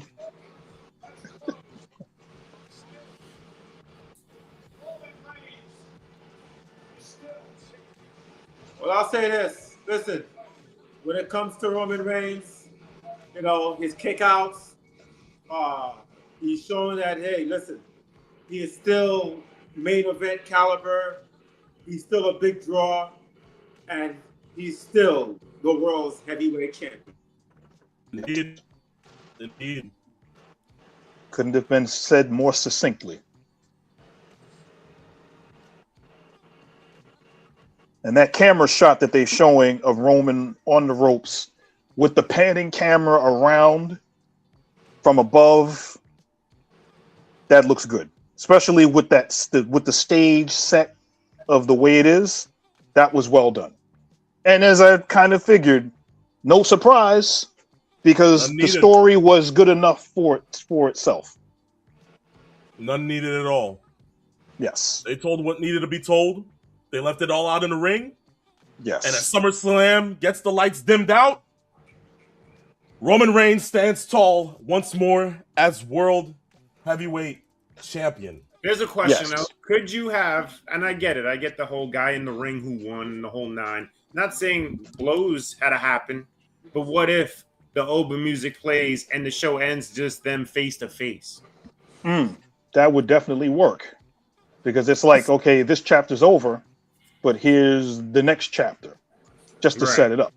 I still think there's more time, because again, like, you know, after seeing Roman's dates, I don't think they built towards this yet. You're just putting it out there. Is my point? You're just putting it out there. It doesn't have to happen immediately. It's just true, indeed, but it's weird. But it's weird because, of course, also coming from Punk that called out Oba yesterday, wouldn't it also be some kind of dissension? Because, like, okay, like, who is Oba gonna choose now? Although we know, like, it should have been the World Heavyweight Champion to begin with. But it's like now they're kind of trying to, like, you know, tell the story that Oba can either go for Punk or he could go for Roman. So it's like, who can it possibly be for real? That's why I don't know. Like, you know, I'm saying to myself, maybe they want to pan it out, give it some time. I hear you. Let Oba weigh. But did not KO is the number one contender? So don't we? Yeah, he is the number one contender. Right. But still, Punk said yesterday, he's like, he said specifically when it came to Oba, he's like, I don't give a damn what freaking CM Punk said. Kevin Owens is the number one contender for the WWE title, so it's going to be KO against CM Punk next whatever. You know, next week or whatnot. Yeah, but that's what I'm saying. But you still have a story to tell with Oba. There's still a story to be told with Oba. Oba is going for Roman Reigns. That's the marquee matchup right there. That is your marquee matchup. I don't know if you're going to do it Money in the Bank or you're going to wait for Survivor Series. I don't think you can wait that long. So it's going to have to happen within the next month or so. And then we saw the Money in the Bank is in October. So there's no PLE in September? I don't think so. Okay. So here's the greater question. We talk about what happens when guys have great feats, like Gunther retiring 3 people and what they've done with him. Oba now beating Brock Lesnar. What do you do with him in the interim if there is no immediate match with Roman Reigns? What do you do with him next? There is nothing you can possibly do with him. So does he get lost? Does he get like what? I mean, there's got to be something. Unless they give him a break or something. Unless they possibly give him a break. Can I ask you guys something? I know it has been a long time since the World Heavyweight title with Roman Reigns as champion of any kind, whether it's WWE or, you know, now World Heavyweight Champion. Would you give away a title match on Monday Night Raw? They could do that. I don't think there's any shame in putting a world title match on Raw and having a championship change hands. The problem is, and most people are of the mindset that if you're going to do a championship, do it at a PLE where you can make more money off of it. But the occasional title change on Raw or on a SmackDown works occasionally if done the right way. Okay, what's the consensus in this room right now? If Oba gets the match, he has to win, or is there a way for him to lose to still keep face the way he did against Lesnar in the second match? Oba has to win. I'm sorry. Oba has to win. Yeah. Similar to what they've done with Goldberg. Working there. Yeah. It's it would have to work in that sense. If you're gonna go ahead and have him win, or they can do exactly what they did with Roman Reigns. Roman Reigns went up against Brock Lesnar once for the world title at a WrestleMania. They had Seth Rollins come in with the heist of the century and steal the title, protect Roman in the process from losing to Brock via pinfall or submission, and they could continuously run that back. I'm above the mindset that if whatever happens with Oba and Roman, it's after Money in the Bank. So if it's after Money in the Bank, I feel like you can't have Roman win first time. You can't have Oba win first time. If they really do Oba winning and just pitting Roman clean off of the first encounter, there's genuinely no story to tell there. Yeah. Unless they really want to go that route, because the last time that would have happened was off of like a person's first year was Brock Lesnar doing that to The Rock. Yeah. But then, are we not dangerous territory, but are we in repeat ourselves territory if Oba loses, and then now we're telling Oba's story, like Cody, if you will, him getting a second match? I don't know, just throwing that out there. The one thing that I think that they would be doing with Oba and running the risk of burning out whatever he's gotten. The problem is Oba, let's really be honest, since he's been on the main roster, he's really only been in one major feud.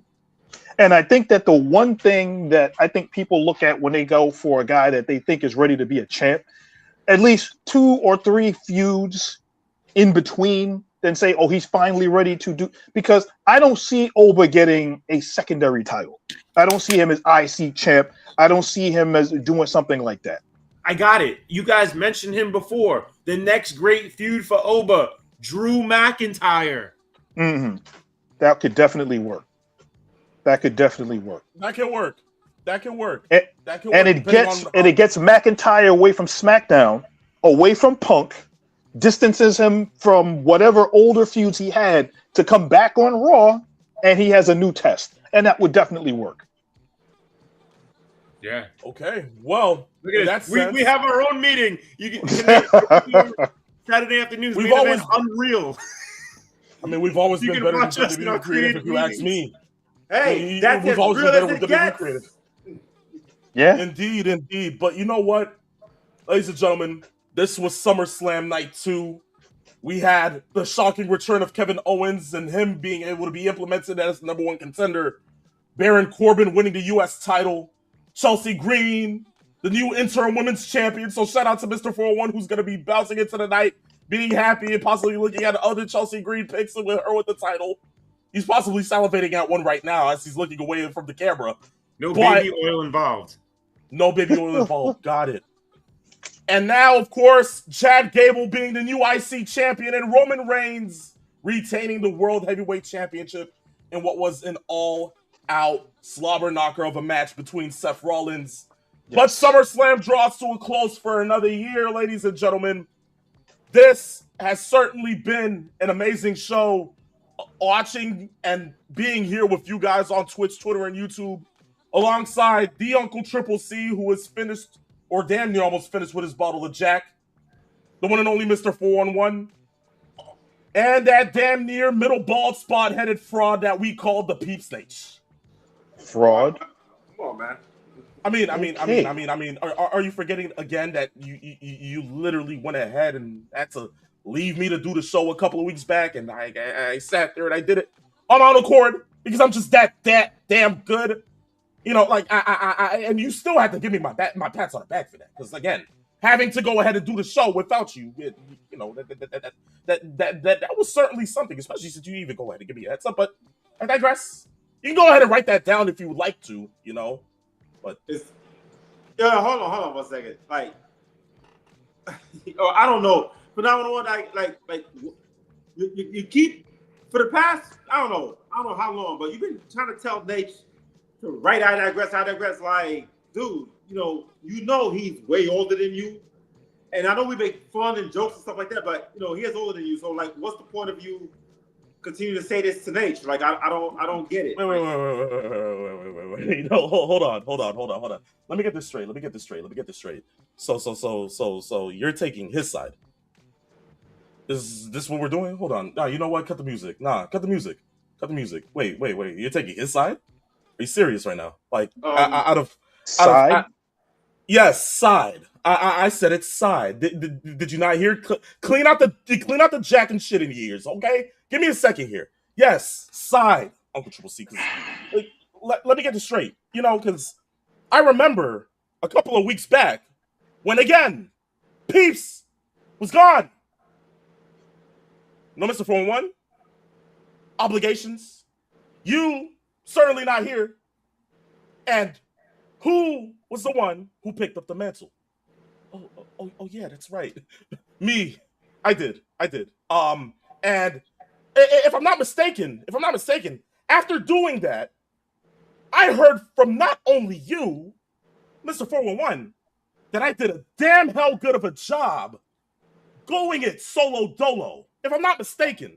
Oh yeah, that was you. You said that.